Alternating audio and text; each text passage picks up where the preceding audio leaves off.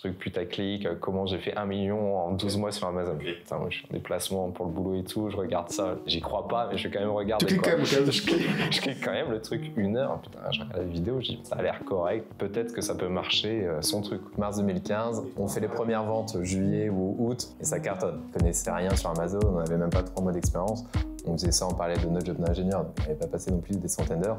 On lance le produit, ça marche, on fait du profit. On se dit, bah, si on s'y met à fond, full time tous les deux, ouais, 1,5 million la première année. En 2016. On a dû faire 5 millions. 2017. 2018, 15-18 millions. Après 20, 25. 2019, 25. On fait 30, 37, 50 et 65.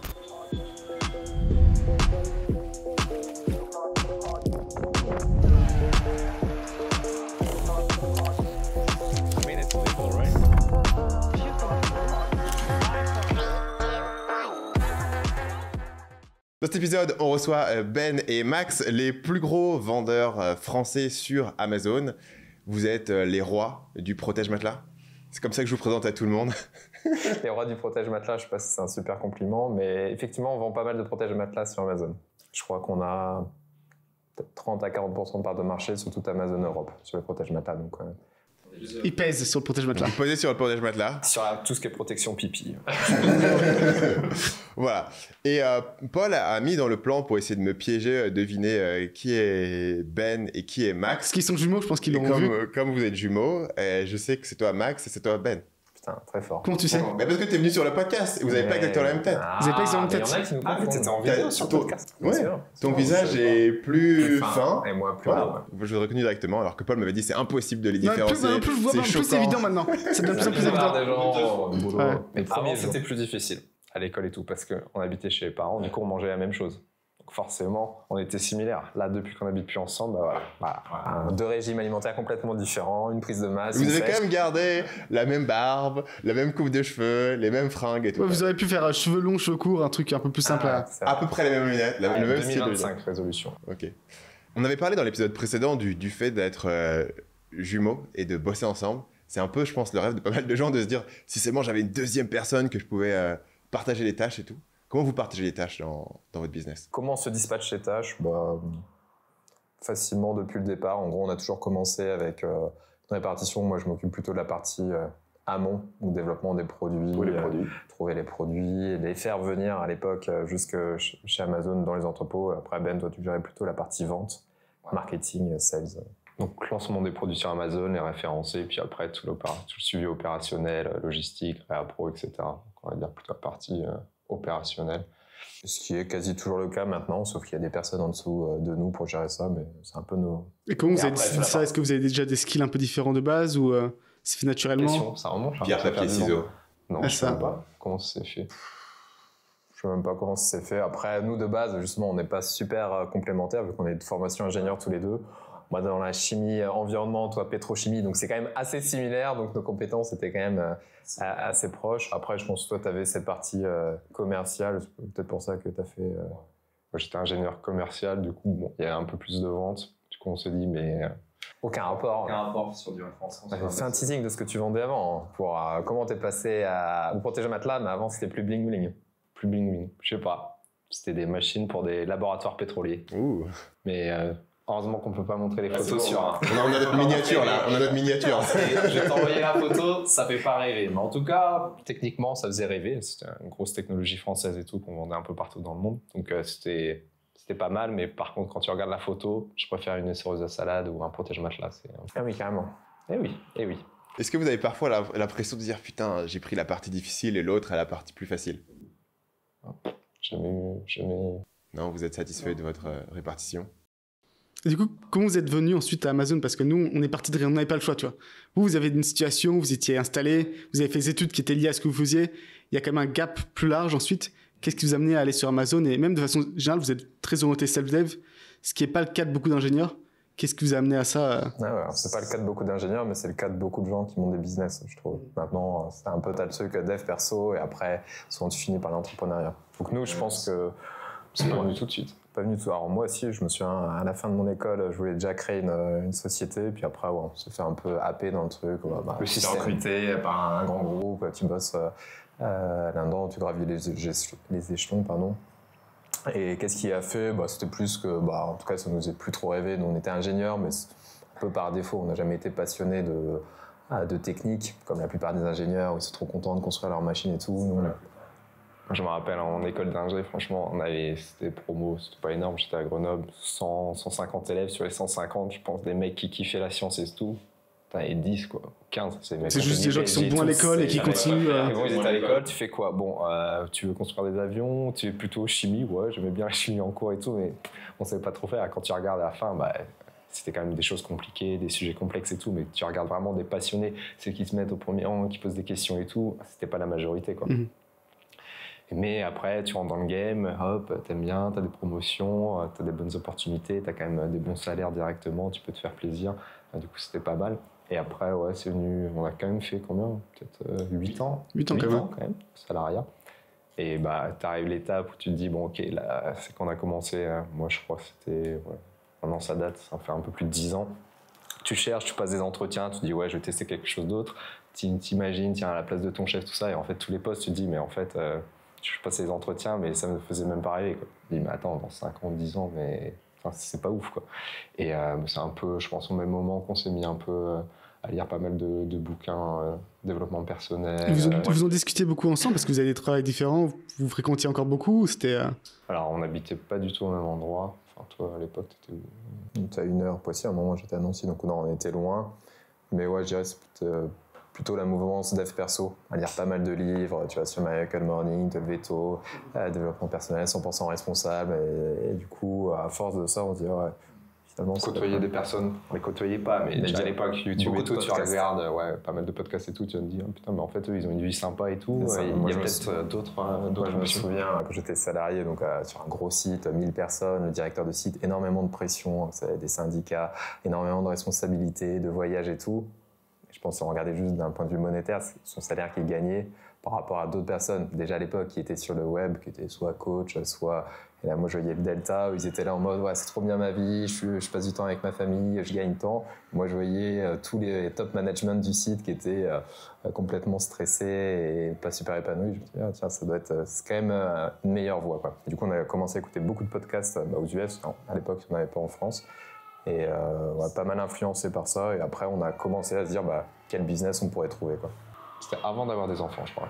Ça va pas être le déclic. On avait commencé avant d'avoir les enfants. Premier 2012-2013. Donc ouais, c'était un peu avant, je pense. Ça a encore quand même pris 2-3 ans avant que vous commenciez le business. Il y a quand même un cheminement. On a testé plusieurs livres dev perso. Je pense que c'était à peu près 2010. Après... Vous avez testé de vendre des livres de dev perso? Non, on était intéressé par ça. On a lu beaucoup de biographies d'entrepreneurs, notamment... Delivering Happiness, qui nous avait pas mal inspiré, qui avait sa boîte Zappos qui était revendue. Qui a mal fini d'ailleurs. Il a fini, mais bon, brûlé. Sa boîte a quand même bien marché. Il a revendu 1 milliard à Amazon. Lui a mal fini, mais sa boîte. Il a vendu pas 1 milliard, mais il a fini drogué et brûlé. Donc, donne le contexte, que je pense que pour. C'est mon entrepreneur coup de cœur, donc ne dis pas ça de lui. Explique le contexte pour les gens qui nous écoutent. C'est Tony Hsieh qui avait en fait un business de vente de chaussures qui a explosé. C'était le premier à vendre des chaussures en ligne sur un. C'est ça, et très basé justement sur cette clients d'or. C'est incroyable et vraiment avoir beaucoup de clients. Au téléphone pour. C'est ça, il y a des légendes. Métriques de succès, quoi. Quand on l'appelait au téléphone son site de vente de chaussures, du coup, si quelqu'un pensait commander une pizza, erreur de numéro, le représentant Zappos, donc du coup la boîte de chaussures, allait appeler une pizzeria pour se faire livrer. Donc c'était vraiment tout un truc. Je me demande si c'était vraiment un délire où. Mais apparemment c'était vrai que t'as des calls qui disaient on durait 4 heures. Apparemment c'était vraiment un challenge, celui qui a eu le call le plus long, quoi. Et un mec, 6 heures de call et tout, bravo. Putain, mais... C'est ça. SOS amitié. Et donc il a vendu pour 1 milliard à Amazon, ce qui est très bien. Ouais. Sauf qu'après il a un peu commencé à reconstruire un quartier entier à Las Vegas et tout. C'est ça. C'est trouvé plaisir. Et en fait il est parti un peu dans les ayahuasca, dans les drogues aussi, donc il est devenu un peu hippie. Et ensuite ce qu'il a fait, c'est qu'il a proposé à plein de gens de payer pour qu'ils vivent avec lui, tu vois. En fait, il voulait créer une nouvelle ville, une sorte de village. Ouais. Et donc, il leur donnait de l'argent. Mais du coup, t'imagines l'entourage que t'as, que tu payes pour vivre avec toi, c'est pas un entourage le plus simple possible. Ouais. Et donc, apparemment, à un moment, il est monté encore plus fort dans les drogues et il s'est retrouvé. Il a déclenché un feu dans un hangar. On ne sait pas si c'est un suicide ou pas, mais il était shooté et du coup, il est décédé comme ça, malheureusement. Un peu tragique, surtout. D'un point de vue entrepreneur, pourquoi ça nous avait pas mal inspiré, c'était un des premières boîtes à focus sur les valeurs. J'ai déjà parlé, je crois, lors du précédent podcast. Et voilà, à fond sur les valeurs, dès le recrutement, Moi, je bossais sur mon entreprise, à mon usine chimique, où c'était très strict, etc. Puis là, je voyais, parce qu'ils faisaient des tours des bureaux de Zappos. Et donc, c'est n'importe qui peut venir voir les bureaux. Là, les bureaux, c'était un truc de fou. Moi, j'étais, putain, ça a l'air trop bien ici. Vous pouvez regarder sur les vidéos sur Internet. C'était juste une entreprise vraiment à part. Et ouais, ça m'avait pas mal inspiré. Je me dis, ouais, ça, j'aimerais trop bosser pour eux. Je me souviens, je m'étais fait cette réflexion à l'époque. Donc, c'était à Las Vegas, c'était un peu loin. Mais c'était pas sa première boîte. Justement, suite à la première boîte qu'il avait vendue à Microsoft, je crois.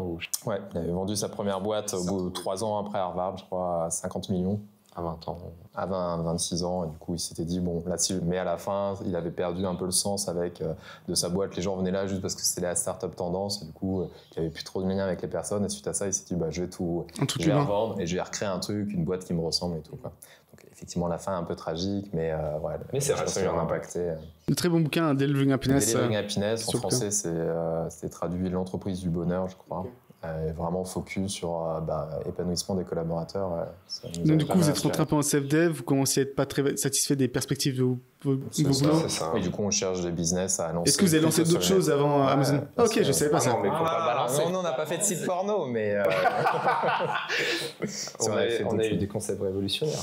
Ouais, on était 10 ans en avance. Non, on avait fait un premier truc pendant quasi un an, ça s'appelait merciduconseil.fr.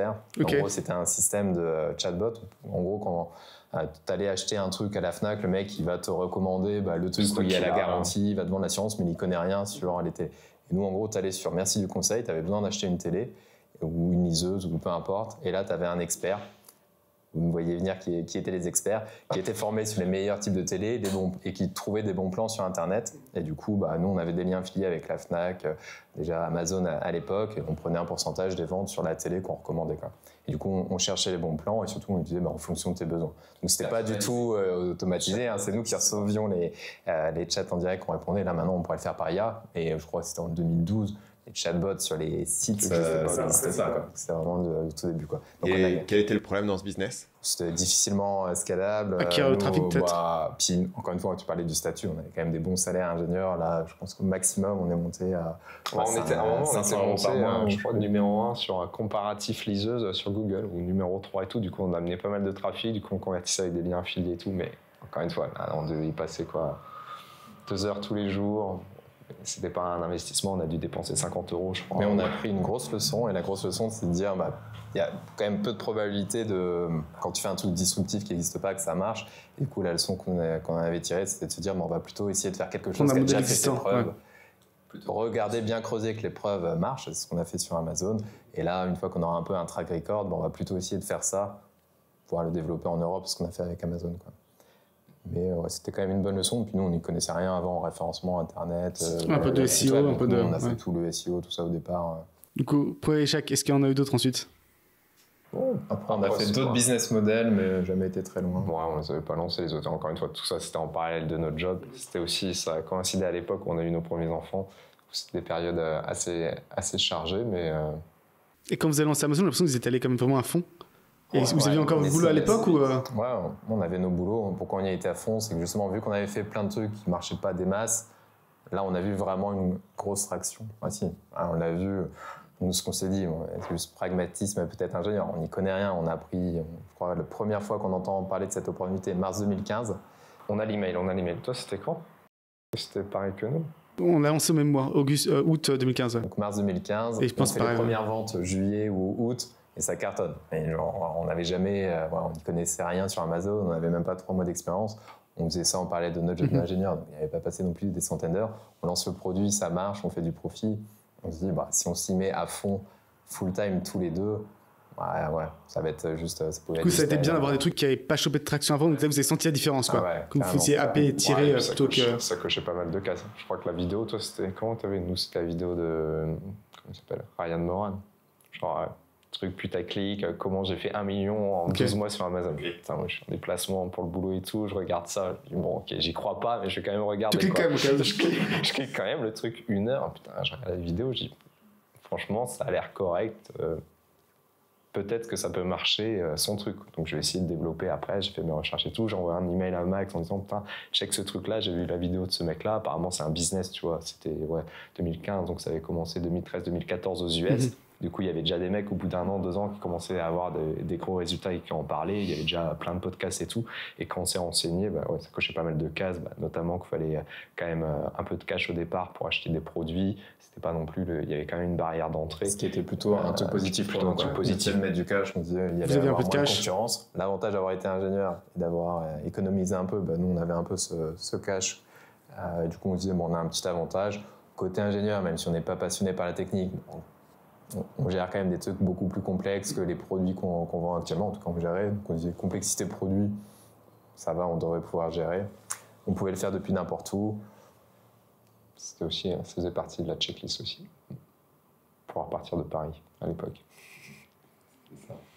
Et après, vous avez parti à quel moment de vos boulots? Vous avez choisi à quel moment de... je crois en mars, on regarde la vidéo, on crée l'auto-entreprise, 2 semaines après la vidéo, et après... Les premières ventes, le temps d'avoir recevoir les produits. Que c'était rapide, vous n'avez pas attendu de voir la confirmation, vous avez dit, là c'est bon, on arrête... Après, c'est parce qu'on était en France, ça avait ce qu'on appelle la rupture conventionnelle, et du coup, vu qu'on avait travaillé pendant plusieurs années, on avait le chômage. Ben avait le chômage, il faut que l'employeur accepte. Vas-y, raconte-nous cette dénonce. C'était donc Ben pose sa démission en septembre, donc pendant 2 ans, moitié du salaire à monter la boîte. C'était cool, et moi il fallait aussi que ma boîte accepte. Moi j'avais fait 8 ans dans la même boîte, qui est numéro 1 mondial de la chimie, sur plusieurs sites, à aller dépanner le week-end, etc. Et donc au moment de faire la rupture conventionnelle, moi j'étais sûr que voilà, ils allaient dire ok, pas de problème, bien sûr, tu l'as mérité entre guillemets ta rupture conventionnelle. En fait, eux ça les dérangeait pas du tout. C'est un métier où il y avait quand même besoin d'expertise, ils étaient un peu dans la merde si je partais, et du coup ils nous disaient non, on va pas te faciliter ton départ, alors que nous ça nous arrange pas. Par contre des mecs mauvais, oui, là ça les arrange qu'ils partent plus vite, et du coup ils faisaient ça.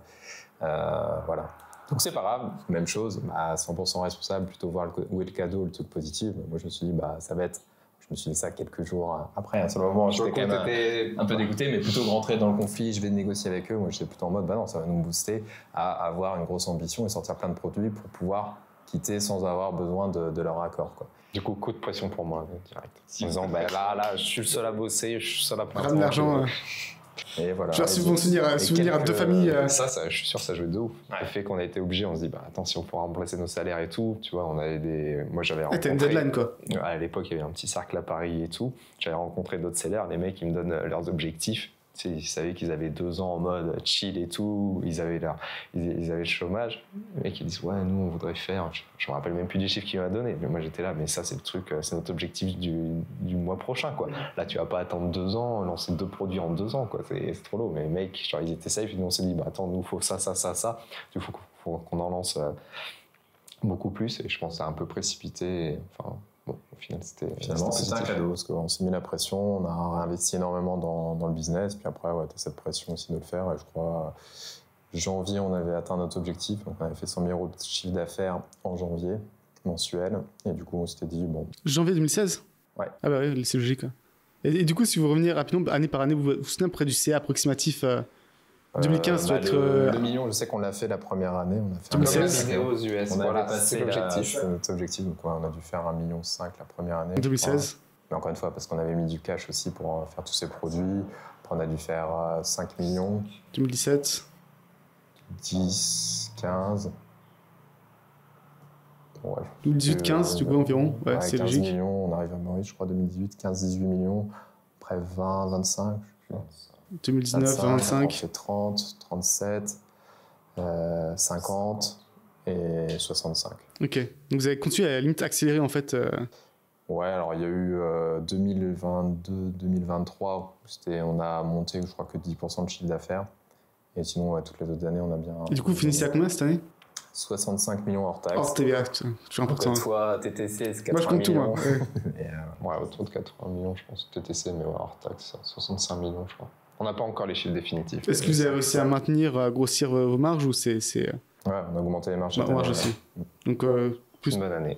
30%, 40% en montant les marges parce qu'il n'y a pas beaucoup de vendeurs qui ont fait ça, quoi. CA et plus 45% de marge. Ok, ce qui est assez rare. Surtout à votre échelle, il n'y en a pas beaucoup qui ont fait ça. 40% de croissance, quand tu es petit, c'est facile. Là, ça fait quand même plusieurs millions à rajouter. Donc, non, c'était une bonne année. Du coup, quelles sont les leçons de cette année ? Qu'est-ce qui explique qu'elles soient aussi réussies ? Parce que vous avez aussi beaucoup de départs en plus, à la fin de l'année dernière, je pense, par là. Donc vous avez dû renouveler beaucoup de l'équipe. Ça fait 6 ans là qu'on est à Maurice. Du coup, on avait des personnes qui étaient avec nous depuis 4 ans, 5 ans, qui sont arrivées sur un fin de cycle, on va dire, et du coup, qui sont repartis alors que tout se passait bien et tout, mais ils avaient besoin de changement aussi. Du coup, on s'est retrouvés avec 3-4 membres du comité de direction qui sont partis, à les remplacer, former les nouveaux, même si on avait des personnes déjà en interne. Du coup, c'était pas mal d'opérationnels, il a fallu reprendre pas mal de sujets, former d'autres personnes. Du coup, on s'attendait, on s'est dit, ouais, ça va être super dur et tout. Cette année, au final, on a eu des meilleurs résultats qu'avec les personnes qui étaient là avant. Est-ce que vous avez travaillé plus, vous avez travaillé mieux, vous avez été plus efficace? Plus intelligent, plus smart. Bon, après, on a refait, je sais pas, j'avais noté Founder Mode, tu fais un peu le truc retour à l'opérationnel. On a fait quand même plus d'opérationnel avec les équipes en mode, pas micromanagement, mais quand même dans chaque décision clé, on était assez présents. Donc ça a aidé. Après, il y a aussi plein de gens de l'équipe qui ont ultra progressé. Ceux qui sont restés, on a eu plein de personnes qui ont bien évolué et qui ont aidé à faire ça. Après, il y a quand même un contexte économique qui était plutôt positif cette année. Donc, les prix des conteneurs qui avaient explosé, il n'y avait plus ça. Le euro USD, c'est plutôt cool. Il y avait plutôt un contexte qui était favorable.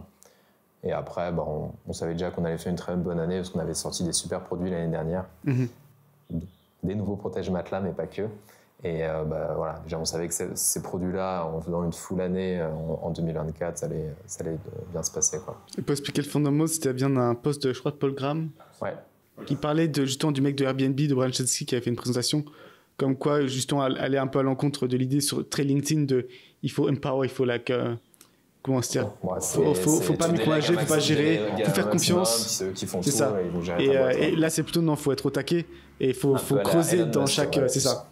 Et en disant qu'en fait, c'est moins sexy en termes de discours, mais c'est ce qui fonctionne le mieux. Mais du coup, la question, c'est est-ce que vous pensez que ça peut être quelque chose de temporaire ou est-ce que vous vous dites on va fonctionner comme ça de façon permanente, c'est ça qui fonctionne le mieux Et aussi, est-ce que c'est plus agréable ou moins agréable que d'être plus détaché Je suis en train de chercher le livre qui en parle. Je crois que c'est Ben Horowitz. Je sais plus. Ben Horowitz, Half Things by Half Things. Ouais, je crois. Wartime CEO. C'est ça, Wartime CEO, Peacetime CEO. Donc c'est un peu ce côté-là, quoi, en fonction.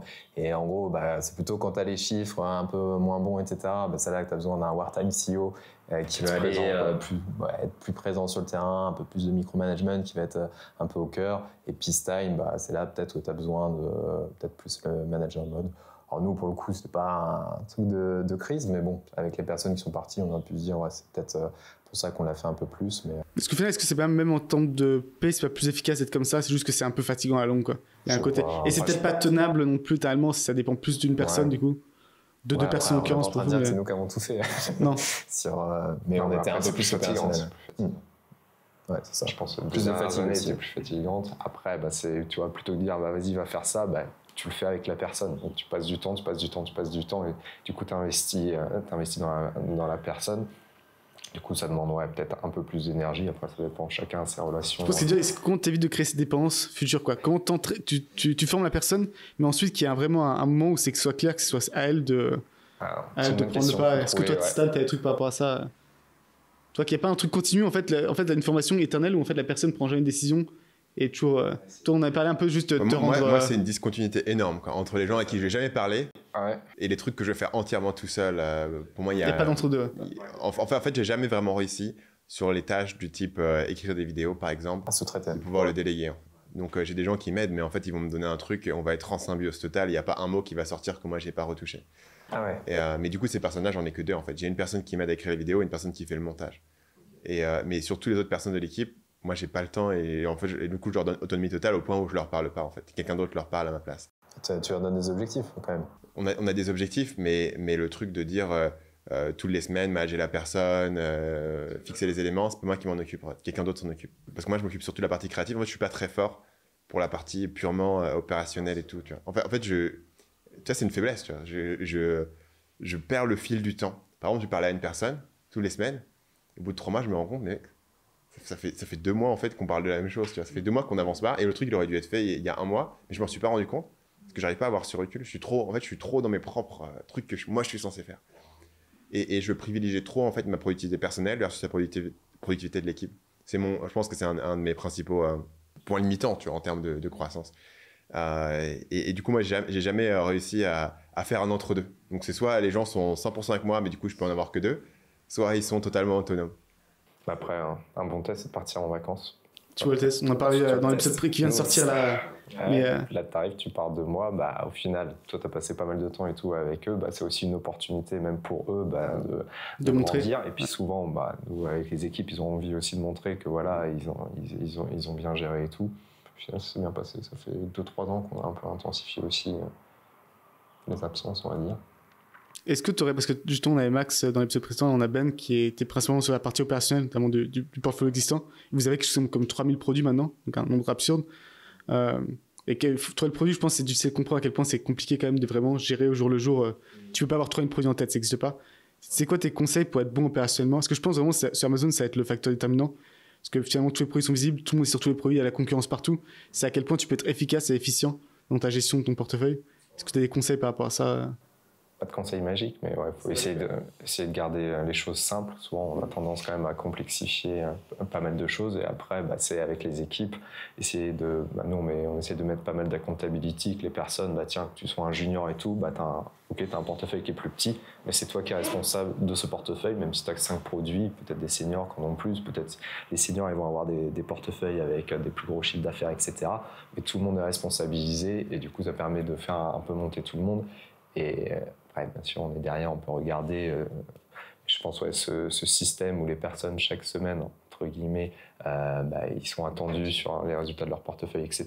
Ça permet d'amplifier le truc, parce que là, je pense qu'on est arrivé un peu au même stade où nous, on ne peut plus connaître tous les produits. Par contre, tu dois avoir des systèmes qui te font remonter les anomalies. Faire sortir, tu vois, toutes les semaines, toutes les anomalies, toutes les déviations. D'ailleurs, chez Amazon. Et là, tu attends que personne soit au courant et qu'il y ait déjà un plan d'action. La personne doit revenir vers toi. Et évidemment, plus la personne est senior, plus ils doivent revenir avec. Quand c'est des petits problèmes, ça reste au niveau du service ou de la personne. Quand c'est bien moyen problème, ça monte peut-être à son manager. Et vraiment, les gros problèmes, ça va être tous les experts et les meilleurs de la boîte qui vont essayer de solutionner, quoi. Lâcher prise. Après, t'as ce côté-là aussi où tu te dis...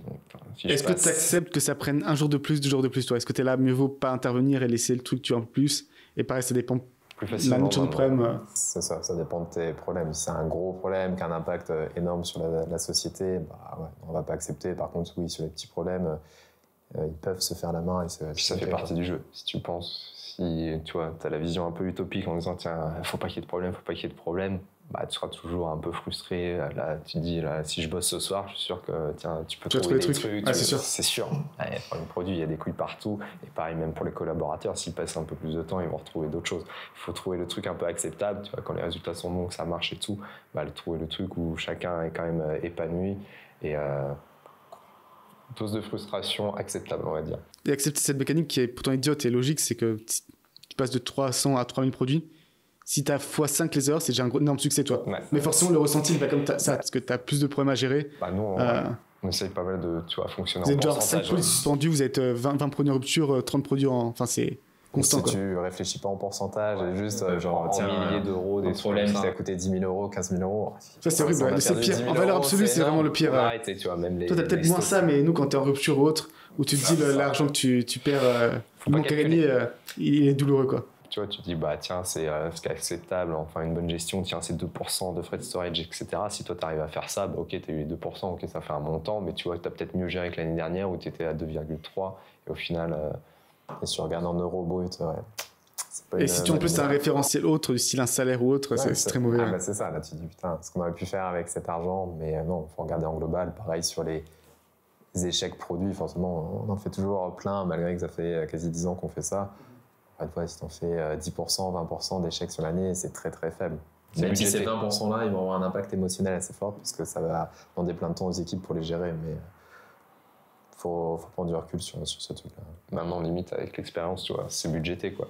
Les erreurs, tu sais que il y a des pertes de produits, tu budgètes, qu'il y a des produits qui vont avoir de l'érosion, qui vont faire moins bien que l'année dernière, qu'il y a des produits qui vont flop et tout. Et du coup, quand ça arrive... Ce que dit la mentalité, pas se dire c'est pas normal, tu vois, se dire ça fait partie du jeu. Et du coup, ça t'affecte moins psychologiquement que... Je sais plus quel entrepreneur disait, il avait une ligne, je sais plus comment il appelait ça, mais en gros, pour les litiges et gestion avocat, quoi. Parce qu'il savait, vu la taille de son business, etc., je savais que j'avais une connerie $100 000 par an qui est pour ça. Quand ça t'arrive, ok, quelqu'un qui m'attaque, etc., diffamation, boum, lui sait qu'il a provisionné $100 000 pour gérer ça. Quand tu dis pas, j'ai payé 400 balles de l'heure ou je sais pas quoi, ça m'a coûté 10 000 € pour gérer ce litige-là parce que ça fait partie du business, quoi. Est-ce que c'est ce qui vous a permis, du coup, d'être aussi constant? Parce que j'ai l'impression qu'en termes de lancement de produits, vous avez beaucoup lancé toutes les années depuis très longtemps maintenant.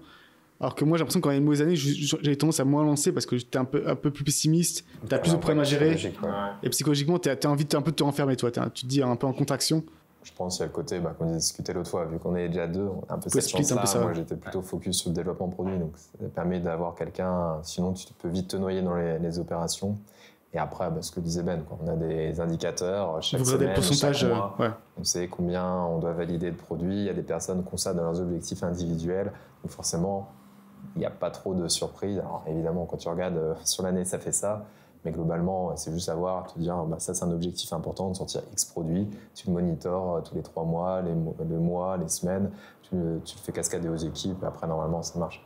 Bon, ça paraît facile à dire, mais c'est un peu ça qui fait, quoi. Et vu qu'on a toujours eu cette accountability, je crois que c'était dans Traction, je ne sais plus quel, Scaling Up, peut-être un autre livre qui parlait de cette structuration avec un peu le truc boring, avec un meeting chaque semaine, chaque manager un peu fait le bilan de ses indicateurs, où est-ce que tu en es, si tu fais ça toutes les semaines pendant un an, normalement ça avance et tu recadres, quoi. Si tu ne fais pas ça, tu plutôt quoi, de subir les émotions de moment où tu es là, cette semaine on fait rien, cette semaine. Subis, putain, il y a ça. Je pense que c'était d'un point de vue structurel, organisationnel, c'était complètement séparé. Tu vois, les personnes qui doivent valider des nouveaux produits, que les produits actuels ils marchent pas, etc. Eux, ils ont toujours un peu ces targets-là et du coup, c'est un peu déconnecté et ça permet d'avoir un flux un peu continu, quoi. Du coup, vous avez été très fort pour lire des bouquins et les appliquer. Beaucoup de gens, à mon avis, ont lu Delivering Happiness ou Traction et ils sont en mode ouais, ok, j'ai compris. Mais vous l'avez vraiment fait et vous avez vraiment appliqué ces éléments-là. Je sais pas d'où ça vient. Effectivement, on lisait pas mal à l'époque. On n'a pas tout appliqué, mais oui, à chaque fois on se forçait effectivement à appliquer. Alors même au début de la boîte, on imposait même aux gens, les premiers employés, de lire des livres. Et à la fin, même faire chacun un résumé chaque mois, parce qu'on lisait tous ensemble le même livre, et chacun devait faire le résumé et qu'est-ce qu'ils vont implémenter suite à la lecture de ce livre-là, quoi. Donc, il était un peu... Donc pour qu'on le mette aux équipes, c'est que nous, on se l'appliquait pas mal. Après, on est très loin d'avoir... parce qu'encore une fois, nous, on avait zéro connaissance. À l'époque, c'est vrai que c'était plutôt livre. Maintenant, je pense que tu as pas mal de contenu un peu partout. Mais t'as des personnes, ils ont déjà fait 20 boîtes accès à eux, des mecs qui ont déjà vendu sur Amazon et tout. C'est vrai qu'on avait vite compris ce truc-là, de trouver les raccourcis un peu, qui est là où on veut aller. Le livre, il coûte $10, il te raconte tout comment il fait, et nous, on appliquait un peu bêtement, quoi. Et du coup, ça marche plutôt bien. Et vous parlez d'un autre livre, vous l'avez lu aussi, celui-là, Infinite Games? Je l'ai pas lu, mais j'ai lu. C'était le concept. C'est Infinite Games, c'est le cas le plus souvent, c'est Infinite Games, les gens n'ont pas lu. Parce qu'en fait, c'est un mec, de 5 minutes, t'as compris. Un computer scientist qui a écrit le bouquin, donc le bouquin est un peu particulier, il est pas très long, mais il est un peu particulier comme livre. C'est celui qui a fait Startup Why, Simon Sinek. Ah non, c'est un mec différent totalement. Mais si, mais Simon Sinek l'a repris après. Après Infinite Game. Il a remixé. Il a remixé un peu à sa sauce, mais oui, à la base. Donc le concept, c'est quoi? C'est Not the Destination, it's the Journey. C'est quoi en français le concept du Infinite Game? Ouais, c'est un peu ça, quoi. C'est l'idée qu'il y a des jeux finis que tu peux qui vont se terminer, que tu peux gagner ou perdre comme un match de foot. Il y a des jeux infinis que tu veux pas gagner ou pas perdre. Le but, c'est de pouvoir continuer à jouer le plus longtemps possible, quoi. C'est ça. Et en quoi ça vous a inspiré je sais pas ce qui nous a inspiré, mais ouais, en gros, on voyait pas mal d'entrepreneurs qui n'avaient pas forcément des business ultra gros, mais qui prenaient du plaisir et qui, chaque année, faisaient ça depuis 7, 8 ans, 10 ans. Et leur business, ils cartonnaient, ils étaient contents. Et on voyait plein d'autres entrepreneurs, voire infopreneurs, qui étaient là juste pour le cash flow. Par exemple, sur les formations pour les vendre sur Amazon, souvent on entend parler de est-ce que tu prévois de faire un exit au bout de 2-3 ans? Mais tu pars déjà du principe que ça va être juste un cash flow business et tout. Nous, quand on a créé la boîte, c'était pas pour forcément gagner plein d'argent, c'était plus pour se dire on va faire un truc qui nous épanouit et qui est cool. Et du coup, c'est pour ça que notre objectif, c'est plutôt Infinite Game, de jouer le plus longtemps possible. Et si pour jouer le plus longtemps possible, il faut que le jeu il soit cool, quoi. Du coup, si ça te fait chier gérer des personnes, tu dois en gérer tous les jours, tu vas pas jouer très longtemps. Si, je sais pas, le fait de sortir des produits, ça te fait chier. Si le fait de gérer les opérations et toutes les merdes de quotidien, ça te fait chier, tu le fais. Et du coup, on a vachement essayé de designer le business aussi pour faire que on joue le plus longtemps possible. La chance qu'on a, c'est qu'on est de base des gros joueurs, jeux de société, jeux vidéo, etc. Donc de base, les jeux, on aime bien y jouer. Et oui, je pense qu'il y en a pas mal qui réfléchissent pas assez comme ça et qui sont plus là, je fais mon coup, je le vends. Après, c'est vrai, même à Maurice et tout, tu vois, il y a plein d'entrepreneurs et tout, tu discutes avec. Genre, ils ont des équipes, ils commencent à avoir 5-10 personnes, les mecs, ils veulent tous vendre, quoi. Tu dis, mais parce qu'ils ont construit un truc qui est profitable, qui a du cash, mais ça les fait chier d'aller bosser. Tu te dis, c'est normal. Après que tu te dises, j'ai envie de passer à autre chose, etc. Et là, tu arrives, tu dis à chaque de nos potes, non, mais ça fait 5 ans, ça fait 6 ans, bon, vous n'avez pas fait le tour, vous voulez pas faire autre chose et tout.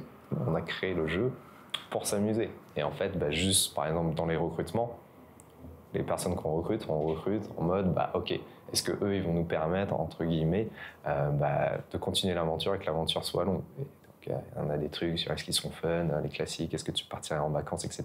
Pour que même s'il y a des parties boring comme dans tout business, si tu es content de le partager avec ces personnes-là, ça fait que tu continues à prendre du plaisir, quoi. Est-ce que tu penses qu'aimer gérer les gens, c'est un truc un peu que t'as ou que t'as pas, qui est naturel? Parce que je pense, par exemple, Stan, il aime pas trop ça, la majorité de la gestion. Est-ce que c'est un truc que tu peux apprendre à apprendre, ou c'est juste une question de passer à qui tu es en contact? Est-ce que de vous, de base, c'était un truc que vous aimiez, la partie management, la partie... ou est-ce que vous êtes un peu méthode Coué, j'aime ces personnes, jusqu'à ce que ce soit réel, quoi. J'allais dire, mais c'est méchant pour ça. Moi, j'aime bien les gens, du coup. Peut-être pour ça, les introvertis. Mais on est plutôt bon vivant, etc. Du coup, on n'est pas vraiment extravertis, je dirais. Mais il y a ce côté, on aime bien plutôt avoir des gens autour de nous, et c'est plutôt cool. Et on n'est pas du tout, justement, c'est pour ça qu'on avait parlé dans l'épisode précédent un peu le télétravail, être tout seul sur l'ordi. Nous, ça nous fait pas trop kiffer. La typique, Infinite Games, nous, ça nous ferait arrêter d'être full remote et de voir personne.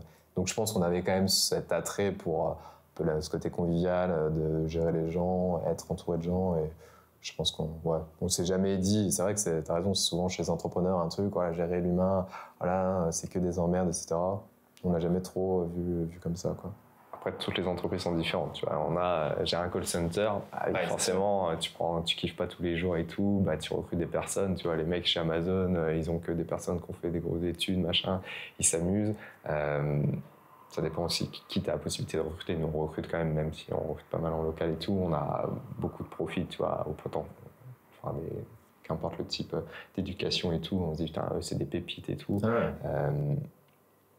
Ça aussi. On peut ça peut être plus ou moins naturel, et après c'est pas un qui travaille, et effectivement si t'as des atomes crochus ou pas. Après c'est un skill qui s'apprend, tu vois, le management, le recrutement. Après, on posé la question, si tu pouvais faire les mêmes résultats sans équipe, ou tu savais pas. C'est intéressant. Non, il y a celle-là, mais la question originale, mais je crois que c'était vous qui avez fait ce twist-là.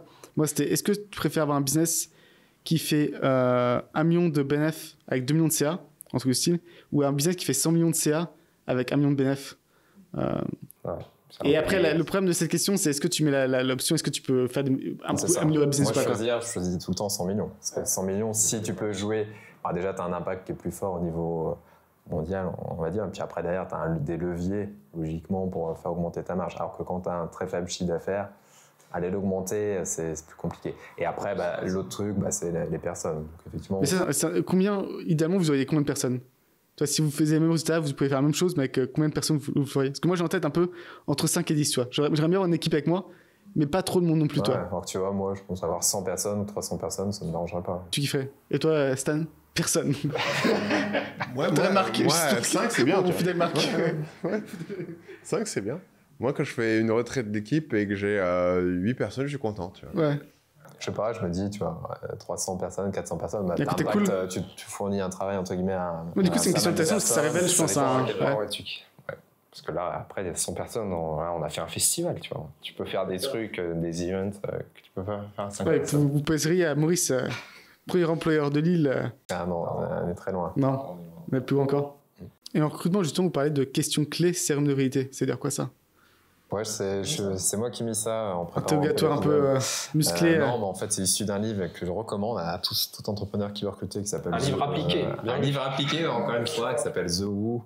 Je sais plus comment c'est. La méthode pour recruter, etc. Donc, il y a plein de conseils sur le recrutement. Il y a une question clé qui pose, que nous, on fait systématiquement depuis 8 ans à chaque screening. Donc, screening, c'est le premier entretien qu'il appelle un peu dans le livre le sérum de vérité. Parce que souvent les gens en entretien, ils disent un peu ce qu'ils veulent, qu'on entende. Du coup, la question, c'est là, nous dans notre process de recrutement, de toute façon, on va aller appeler les références. Donc on va pas les appeler tout de suite, c'est à la fin de notre processus. Mais ça, vous faites vraiment par contre. Vous faites vraiment le truc, ok. Et du coup, quand on les appellera, nous, ce qu'on aimerait savoir, c'est quand on va les appeler. On va les appeler. Donc c'est là le sérum de vérité, parce que le mec, il dit, ah merde, il va l'appeler. Quand on va les appeler, d'ailleurs, tu me donneras à la fin de l'entretien les noms de tes références. si on va leur demander à quel niveau il apprécie la qualité de ton travail, de 0 à 10, quelle note, à ton avis, il va te donner? Donc là, ça permet déjà, le mec, il ne va pas dire 10 sur 10 parce qu'il sait forcément qu'il va le truc, donc il va souvent dire 7, 8 sur 10. Et le but de cette question, c'est après d'aller creuser pourquoi pas 9 sur 10, pourquoi pas 10 sur 10, etc. Et c'est là qu'on a un peu mieux les problèmes, en tout cas les points d'amélioration des personnes. Est-ce que vous éliminez les gens qui sont à 7 sur 10? Parce que c'est un truc qui dit, c'est en gros tout ce qui est moins de 7 sur 10, tu élimines. Parce qu'en gros, un 6 sur 10, c'est un 2 sur 10. Parce que c'est quelqu'un, pour mettre 6 sur 10, c'est vraiment que c'est pas ouf. Alors, on l'élimine pas forcément quand tu as plusieurs expériences, mais c'est clairement un red flag. Quand tu as eu un 5 sur 10 sur une expérience professionnelle, ça peut arriver. Si l'autre d'après, c'est 6 sur 10, et nous, c'est une des questions clés lors du screening qui nous permet d'éliminer. Et nous, on garde que des gens qui ont eu 7, voire plutôt 8. Est-ce que c'est pas un peu la réponse du mec qui est indécis, tu vois, qui veut pas dire je veux pas me donner trop, je veux pas me donner trop bas. Ce qui est intéressant, c'est pas juste la note, c'est pourquoi tu n'aurais pas eu 8 ou 9. Et là, ils vont commencer à dire des choses sympas. Après, l'autre bonus, c'est si ça va loin dans le processus de recrutement, c'est de comparer sa vision à la vision de son manager. Est-ce qu'il pense à la même chose? Est-ce que vous faites vous-même les entretiens où vous posez ces questions-là ou c'est quelqu'un dans votre équipe? Premier screening, c'était nous. Mais... Ça, c'est 15 minutes. C'est un premier, genre, en début du process, d'accord. C'est le première introduction dans le process de recrutement, c'est 15 minutes. Parce que l'hypothèse du livre, c'est qu'un des facteurs les plus prédictifs de top performance, c'est la performance passée. Et du coup, aller creuser ça permet de voir. Après, évidemment, si tu recrutes quelqu'un pour faire de la supply chain et avant il faisait du marketing, bon, faut faire attention, pas parce qu'il a eu 9 sur 10 en marketing qu'il va être bon en supply chain. Mais globalement, en tout cas, d'après les études... Tu as des soft skills autres que tu peux aussi... C'est ça. Ouais. Et même si c'est pas exactement les compétences, tu peux l'avoir. Après, c'est pas une science exacte et on n'a pas fait 0 erreur de recrutement. Mais en tout cas, en mode 20-80, une question imposée pour quelqu'un qui veut recruter, je pense que ça peut être super intéressant. Et le sérum de vérité, il faut bien le dire que vous allez les appeler, qui donnent les refs, et là, tout de suite, vous allez avoir un truc assez pertinent. Parce que moi, c'est un truc que j'ai lu qui m'a convaincu dès le début. Et souvent, déjà, on pose la question, puis après, on l'appelle jamais. Parce qu'en fait, moi, ça me faisait chier de faire appeler références. Mais du coup, je pense que si on a quelqu'un en RH, ça vaut le coup de le faire. Toi, est-ce que tu l'implémentes déjà, ça, ou pas? Parce que cette question, elle est quand même très, très forte, je trouve. Cette question en particulier, non, je pense qu'on la fait pas. On devrait le faire. Ouais. C'est pas mal. Ouais. Et nous, et on parlait CV, tu peux avoir fait des bonnes études, une super entreprise et tout. Mais là, vraiment, la note du manager qui a bossé avec lui, ça a plus d'impact. Et même pour aller plus loin sur l'école de rêve, on pourrait même imaginer juste faire des calls de rêve plus qu'un entretien. Tu chopes 3 avis de 3 précédents managers sans voir la personne. Globalement, je pense que c'est plus prédictif que 2 fois 2 heures d'entretien avec une personne. Je suis totalement d'accord. C'est quand même très rare d'avoir des personnes qui performaient de ouf avant et après, dans un nouvel environnement, ça marche pas du tout. Ça maximise les chances. Et du coup, en 2024, vous avez très bien réussi. Est-ce que vous avez le même problème que moi pour 2025 où c'est un peu bon, on va faire la même chose, les gars? Juste en améliorant 2-3 trucs. Ce qui est pas ce qu'il y a de plus inspirant. Toi, on continue, on fait pareil. Est-ce que c'est un peu pareil pour vous? Vous avez des objectifs un peu différents? Des petits twists, mais ouais. Après, nous, de toute façon, on a toujours eu la même stratégie depuis 8 ans. C'est ce qui attendent. Depuis 10 ans, ce qu'on dit aux équipes, c'est notre stratégie est très simple. C'est on fait les choses, ce qui marche, on le refait jusqu'à temps que ça marche plus. Et si ça marche pas, on change. Donc évidemment, on va pas aller faire une révolution business, sauf si vous voulez faire x3, x10. Et vous faisiez quoi du coup comme croissance? Faire du plus 30, plus 40, vous êtes très content déjà? Mais ça va être, je pense, 20-25%, je pense. 30%. Après, ce qui est déjà assez stretch. Parce qu'avec l'échelle, parce que là, c'est rajouter plusieurs dizaines de millions à chaque fois. Et ça, vous relancez un business à chaque fois, quoi. Chaque année, là, il faut vous relancer tout un business. Mais après, c'est plus simple, parce que tu as déjà les équipes, tu as déjà les process, versus faire ton premier million, faire tes... C'est une bonne question, parce que tu te dis, bon, les personnes, ils veulent des nouveaux challenges et tout. Si tu dis, je vais juste valider des produits, sortir des nouveaux produits, tu as un peu le truc, c'est toujours la même roue, etc. Culture d'entreprise, ça marche bien. On pourra essayer aussi de créer autre chose que leur quotidien du KPI, etc. Est-ce que 100 millions, c'est quand même un objectif pour vous d'avoir 100 millions ou pas plus que ça? Ça allait été un moment plus. À un moment où on était plus vraiment en chiffres, etc. Et là, c'est depuis 1 an ou 2 ans. Infinite game. Ouais, voilà. En gros, on a un peu pivoté. On s'est dit, nous, ce qu'on pourrait faire, c'est faire plutôt de la croissance durable, c'est-à-dire faire 100 millions avec des équipes qui ne sont pas épanouies, nous, fatigués, stressés, etc. Ça ne nous intéresse pas forcément. Par contre, nous, ce qui nous intéresse, on veut faire de la croissance. C'est là qu'on trouve qu'il y a le jeu intéressant. Si tu fais toujours le même niveau de ton jeu vidéo, tu te fais quand même un peu chier. Donc, non, on peut passer quand même des niveaux supérieurs. Mais dans le kiff et avec du plaisir. Et du coup, voilà, on préfère largement faire 80 millions l'année prochaine avec une super année, une super énergie, tout le monde super épanoui, que faire 100 millions ou 120 millions. En tirant sur la corde. En tirant sur la corde. Alors peut-être que c'est une croyance limitante, peut-être que les deux sont possibles. Et puis tu as une prise de risque qui est différente. Tu vois, là, on a l'intégralité du capital. Si là, demain, on veut faire 200 millions, c'est possible. On a les process, etc. Il va falloir recruter pas mal de personnes, il va falloir prendre des prêts, prendre de la dette et tout, et ça te met une pression. Je pense que ça fait partie des critères de succès aussi. Derrière, avoir cette tranquillité d'esprit, que si cette année ça marche un peu moins bien, que tu n'es pas obligé de prendre des risques de ma boule. Et comment vous avez géré ça? Parce que quand même, pendant au moins 5-6 ans, vous avez été en flux tendu, dans le sens où vous n'avez quasiment jamais de cash, ou alors dans certaines périodes. Vous avez toujours dû remettre votre mise à chaque fois. Mais pareil, est-ce que vous étiez confiant? Vous vous dites c'est un problème qu'on ne puisse pas sécuriser? Notamment, il y a, je pense, il y a assez longtemps. Et vous me dites c'était une bonne décision à l'époque, mais en réfléchissant, j'étais un peu... je vous avais fait un prêt de 300 000 €. Il me dit, ouais, on a besoin un peu d'argent. J'ai un peu prêté. J'ai prêté 300 000 €. Par contre, bon, j'ai avec des intérêts, donc j'ai pas perdu. C'était pas. Dis-moi, parce qu'on l'a fait à plusieurs niveaux. T'étais dans quelle série? T'étais à combien les intérêts? Ouais, je crois que j'étais à 10%, je crois, ou 15%, je crois. Non, mais au final, ça a duré que 6 mois, il y avait un truc comme ça, au lieu d'1 an. Moi, c'est à cause de ça qu'on se dit, là, ça nous a mis trop de stress. 300 000 €. Mais du coup, bon, j'ai touché un test, ce qui est déjà sympa. Mais je pense. Parce qu'on parle souvent des histoires où on se fait arnaquer, tu vois, des histoires où on se fait avoir. Ouais. Et là, c'est bien, toi, tu prends un risque.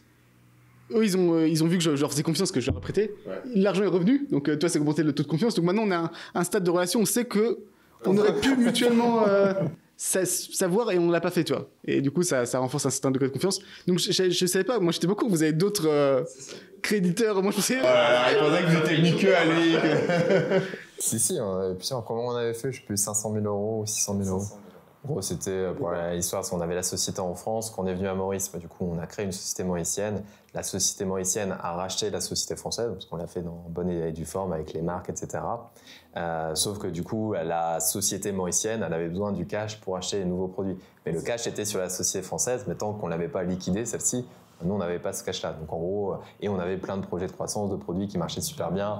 Du coup, c'était assez safe pour nous. On connaissait nos retours sur investissement, qui étaient évidemment beaucoup plus que 10 ou 15%. Et on l'avait fait en calcul maîtrisé. On avait plutôt cherché un peu auprès des proches entrepreneurs. Ouais, je ne sais plus combien on avait pris, mais... Ma question, c'est pourquoi toi, Paul, du coup, tu as prêté cet argent? À cette époque-là, t'avais pas, toi, besoin de cash pour grossir Non, moi, j'avais besoin, c'est pas le premier, moi. C'est bien, c'était Maxime. Il se dit, oh, les cons, ils vont me donner 30 000 € gratos. La première année, elle a une stagnation, je crois. Et du coup, on n'avait pas besoin vraiment de ce cash. Ouais, si t'as pas les idées de produits, le truc, c'est mieux que 5%, c'est sûr. Parce que moi, j'ai eu une phase où, pendant un moment, je pensais que Amazon c'était plus ou moins fini. J'étais bon, on a assez de produits. C'était à quelle année, ça? Je pense 2019, peut-être. C'est qu'on est venu à 2018. 2019. Ouais, je crois fin 2019, j'étais assez pessimiste surtout. Et donc, j'étais dit, je me suis dit, et je pensais aussi, j'avais la conviction qu'en fait, je pouvais garder le même portefeuille de produits et le faire grossir, toi. Grosse erreur. Parce que du coup, on a très peu lancé cette année-là. Et donc, j'ai l'impression que c'était OK de pouvoir. Que je pouvais avoir presque un rendement meilleur en leur prêtant de l'argent qu'en investissant, ce qui était une erreur à l'époque. Mais du coup, maintenant, vous avez plus de dettes.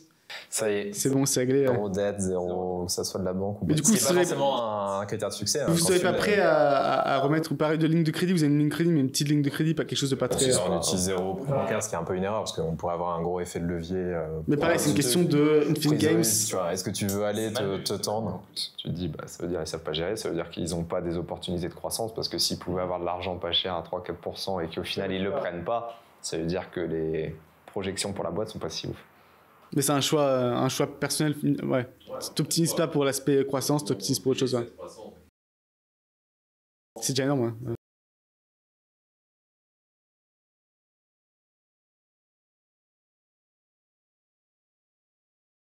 Qu'est-ce que vous perdez en fait? Vous perdez potentiellement quelques points de croissance en plus. Ça, et puis t'as avant, tu vois, à l'époque, on a beaucoup investi, ou même à l'époque de 2018, t'avais quand même plus t'arrives tôt sur le marché et tout, plus c'était un avantage. Maintenant, ça s'est assez consolidé, le game il est un peu différent. C'est moins... Après, on pourrait aller encore plus fort aux US, etc. Mais t'as moins ce delta en se disant si je ne fais pas cette année, l'année prochaine, ça sera beaucoup plus dur. Moi, j'avais pas cette conscience-là. C'est l'erreur que la différence. Je pense que vous avez saisi le fait que il faut y aller maintenant, il faut en profiter. Moi, j'étais pas dans ce. Moi, je pensais. En fait, je l'ai eu au tout début, mais déjà 2019, je pensais que c'était déjà la fin, en fait, un peu. Ce qui n'était pas le cas. Et d'ailleurs, des gens qui pensent toujours que c'est la fin maintenant. Et est-ce que vous avez un objectif final pour le business? Ou justement Infinite Game jusqu'à votre retraite Ouais, parce que si tu fais l'objectif Vous allez enterrer Jeff Bezos avant d'arrêter. Non, je pense que Jeff Bezos n'atteindra jamais. Non, bah, pas forcément. Non, littéralement enterré. Moi, je parle, il sera mort, toi. Il sera trop vieux. Non, dans 40 ans. Après, ça veut pas dire qu'on le fera ça pendant 40 ans. Ce qu'on se dit, c'est tant qu'on prend du plaisir, que c'est cool, qu'on y trouve notre compte, que les gens chez nous ils sont super contents, on voit pas pourquoi on arrêterait. Mais clairement, peut-être que dans 5 ans, 3 ans, 10 ans, ce sera plus le cas. Il peut y avoir d'autres trucs perso aussi qui rentrent en compte et peut-être que ça changera. On est plutôt en mode, on kiffe le chemin, donc c'est ça, on le fait. Quoi. Mais on n'a pas un objectif de... Pour la boîte, tous les collaborateurs, on a communiqué, il n'y a que deux métriques, c'est la croissance, que ce soit chiffre d'affaires, profit, et après, c'est l'épanouissement de tous les collaborateurs, que ce soit ceux qui bossent avec nous. Est-ce que vous le mesurez, ça, du coup? Eh oui. Ah oui, comment vous mesurez? Office Vibes ENPS classique. ENPS, le Employee Net Promoter Score. Tu envoies un sondage aux personnes avec d'autres points, et du coup, tu mesures à quel niveau tu recommanderais la boîte à un ami. Tu prends ceux qui mettent 9 et 10 sur 10, tu enlèves tous ceux qui mettent moins de 6, moins de 7, donc de 0 à 6 sur 10. Donc ça te fait tes promoteurs, moins tes détracteurs, ça te donne un niveau, et en fonction de ça, tu... Est-ce que ça a évolué? Ça, vous avez vu un progrès Ouais, ça évolue. Alors déjà, comme tout indicateur spot, ça a ses limites. Si tu le fais juste après un super team building, retraite pendant 3 jours, ou des super résultats, ça marche bien. Donc ça dépend quand même pas mal de choses. Mais ouais, l'intérêt, c'est de le mesurer progressivement et de voir. Ça évolue aussi en fonction des personnes qui arrivent, des phases du business. Et du coup, c'est anonyme. Et vous faites comment? Vous avez 2-3 détracteurs qui sont anonymes, qui mettent 2, les gars, qu'est-ce que vous faites là? C'est quoi le... Ça, c'est encore une fois, nous, quand on fait son AJA, c'est... Émotionnellement, c'est dur parce que nous, on met à fond bien-être du collaborateur, on fait plein de choses pour les équipes et tout. Puis on voit forcément, comme tout business, tu as quelques détracteurs, des gens qui sont pas contents. Mais après, il faut savoir ce que tu veux. Si nous, soit on dit c'est un objectif pour nous, qu'il y a un maximum d'épanouissement et tout. Dans ce cas-là, il faut prendre les actions, même si... Quoi les actions? Du coup, c'est les virer pour se faire monter le score ou trouver un moyen de les rendre heureux? C'est voir, là, ce qu'on regarde, c'est est-ce qu'il y a... Nous, on a plus de 50 personnes maintenant. Est-ce qu'il y a des redondances dans les feedbacks qui reviennent? S'il y a plein de personnes qui remontent ce truc-là, on va peut-être s'y mettre. Mais des fois, c'est juste de la clarification. On parlait par exemple du télétravail, pas trop pro-télétravail. Il y a plein de gens, ce qu'ils aimeraient, c'est avoir plus de télétravail. Ou gagner plus. Même si on leur a dit dès les recrutements que nous, c'était pas notre truc, après, tu te compares un peu aux copains, tu dis, j'aimerais bien quand même avoir un peu plus de flexibilité. Et donc, s'il y a 10 personnes qui nous remontent ça, nous, on va plutôt soit communiquer quelle est notre position, mais que ça ne changera pas si on a décidé de ne pas la changer. Et puis, ça peut être amené à évoluer. Il y a 90% des gens qui disent ça, quoi. Et vous pensez que ça améliore la situation quand les gens comprennent que ça fait un gros écart déjà, même quand c'est pas corrigé, ou c'est dur à dire? Après, c'est bien de le dire. On l'a fait l'année dernière, on l'avait déjà dit. Et puis cette année, ils ont redit la même chose. Ouais, c'est un peu mon expérience aussi. Donc, moi, ça fait genre 10 ans que je dis qu'on va pas donner d'assurance santé. Et en fait, il y a toujours des personnes, même personnes, qui reviennent chaque année en disant et là, c'est ça. Ouais, mais après à leur décharge, on leur demande qu'est-ce qu'on pourrait améliorer, qu'est-ce qu'on pourrait faire de mieux. Qu'est-ce qu'on peut faire de mieux? Qu'est-ce que l'entreprise pourrait faire de mieux pour toi? Ils te notent la liste. Après, eux, quand ils ont signé, il n'y avait pas cet avantage-là ou cette facilité-là. Bon, faut quand même prendre. Donc ouais, si on le mesure, après c'est pas non plus notre objectif. On veut pas. Ça, c'est celui des collaborateurs. Après, faut se le mesurer aussi entre nous. Vous faites ça ou pas? Vous essayez de prendre un peu le pouls. Tu recommanderais ta boîte? Au troisième jumeau. Si t'avais un troisième frère. Est-ce que moi je me dis, tiens, à la fin de l'année, est-ce que t'es content? Est-ce que t'as passé? Est-ce que t'as kiffé et tout? Si imagine tous les collaborateurs, ils ont trop kiffé, toi t'as pas kiffé, lui il a pas kiffé, ok, peut-être on met un directeur à notre place, peut-être on vend la boîte et tout, mais c'est quand même, ça fait partie des questions importantes. Après, voilà, on met pas un score effectivement, et peut-être on va commencer cette année. On a pas mal parlé de Finite et Infinite Game et vous avez l'air de presque être éberlué, tu vois, que les gens voudraient vendre. Et je pense que l'impression que j'en ai, c'est que beaucoup de gens qui sont dans le Finite Game, qui sont ok, faut que je fasse mon argent et que je sorte, en fait, ils ont une peur que ça dure pas. En fait. Ouais. Ils ont une peur de ne pas pouvoir tenir le truc. Soit de ne pas pouvoir tenir le truc en termes d'opportunité, soit de ne pas pouvoir le tenir personnellement. En fait. Ils se disent ok, là j'arrive à tout tenir et tout, mais je suis pas sûr que dans 5 ans, dans 10 ans. Et je pense que pour beaucoup de gens qui sont des créateurs de contenu, il y a ce truc de dire ouais, mon business il marche parce que je suis super fort dans ce que je fais et j'ai peur que si dans le futur je suis plus aussi fort, je suis plus aussi motivé, je suis plus aussi dedans, ça marchera plus en fait. Tu vois. Et il y a peu de gens, et un gars qui a vraiment cette modalité de durer, c'est Antoine BM. Ce qui est intéressant avec Antoine BM, c'est que Antoine BM, quand tu le parles, il a la certitude que dans 50 ans, il sera encore là sur YouTube à faire des vidéos. Tu vois. Et pour beaucoup de gens qui sont là-dedans, ils sont en mode, ok, dans 50 ans, tu sais, je sais pas si YouTube ça existera encore. L'IA sera partout. Ouais, et il fera autre chose, un autre contenu. Ouais, mais en fait, tu dis en fait, je sais pas comment me projeter à 20 ans. Tu vois, je sais pas si je peux. Et je pense qu'il y a cette peur des gens de ne pas pouvoir le tenir. Et je pense qu'un des éléments, peut-être que vous vous en rendez pas compte parce que vous n'avez pas à l'autre côté de la pièce, c'est que vous avez probablement une grande confiance en vous, en fait, et en votre capacité à pouvoir tenir le truc et dire, OK, je sais comment faire et je vais pas le perdre. C'est ça, qui vient avec l'expérience aussi, tu vois. Quand ça fait 10 ans que tu fais ça, je pense que c'est... Parce que ce qui est drôle, parce que là, tu parlais de créateurs de contenu, mais tu vois, on fait partie avec Paul d'un groupe MDS Million Dollar Seller. C'est quand même que des vendeurs, des gros vendeurs. Je crois qu'il faut faire au moins 5 millions. 1 million. Mais la moyenne, c'est 5 millions, je crois, c'est ça. La moyenne, c'est 5-10 millions. Médiane, c'est quand même des gros sellers. L'année dernière, on va à Barcelone et tout. Franchement, tous les mecs, tu sens, ils ont peur, quoi. Ah, vite, il faut que je vende ma boîte et tout, parce qu'ils se disent, j'ai que 2-3 produits. Demain, il y a un concurrent qui arrive et c'est chaud. Hein. Chez Amazon, tous nos produits, on a 2000 concurrents. Donc, il y a un mec qui rentre, qui est plus fort et tout, qui te bat. Mais ouais, tu ressens cette peur-là. Ça vient aussi, encore une fois, de l'expérience, le type de business aussi qu'on a créé. Maintenant, comme tu dis, avec tous les produits qu'on a, souvent les Américains, eux, ils font 20 millions, ils ont 4 produits aux US, quoi. Donc, tu as 4 produits aux US qui font 20 millions. Tu t'en fais shutdown 1, une suspension d'Amazon, un nouveau concurrent qui arrive agressif. Nous, je pense que le plus gros produit, il fait 5% de la boîte, peut-être. Donc déjà, il y a un peu ça. Il y a aussi Après, il y a aussi une peur d'une érosion progressive, tu vois, que Amazon continue à squeeze et qu'en fait, mine de rien, au fur et à mesure, tu te retrouves avec des marges minuscules. Il y a aussi cette peur-là, quoi. Ou t'as peur des Chinois, ou t'as peur, tu vois, il y a plein de trucs où les gens peuvent avoir peur.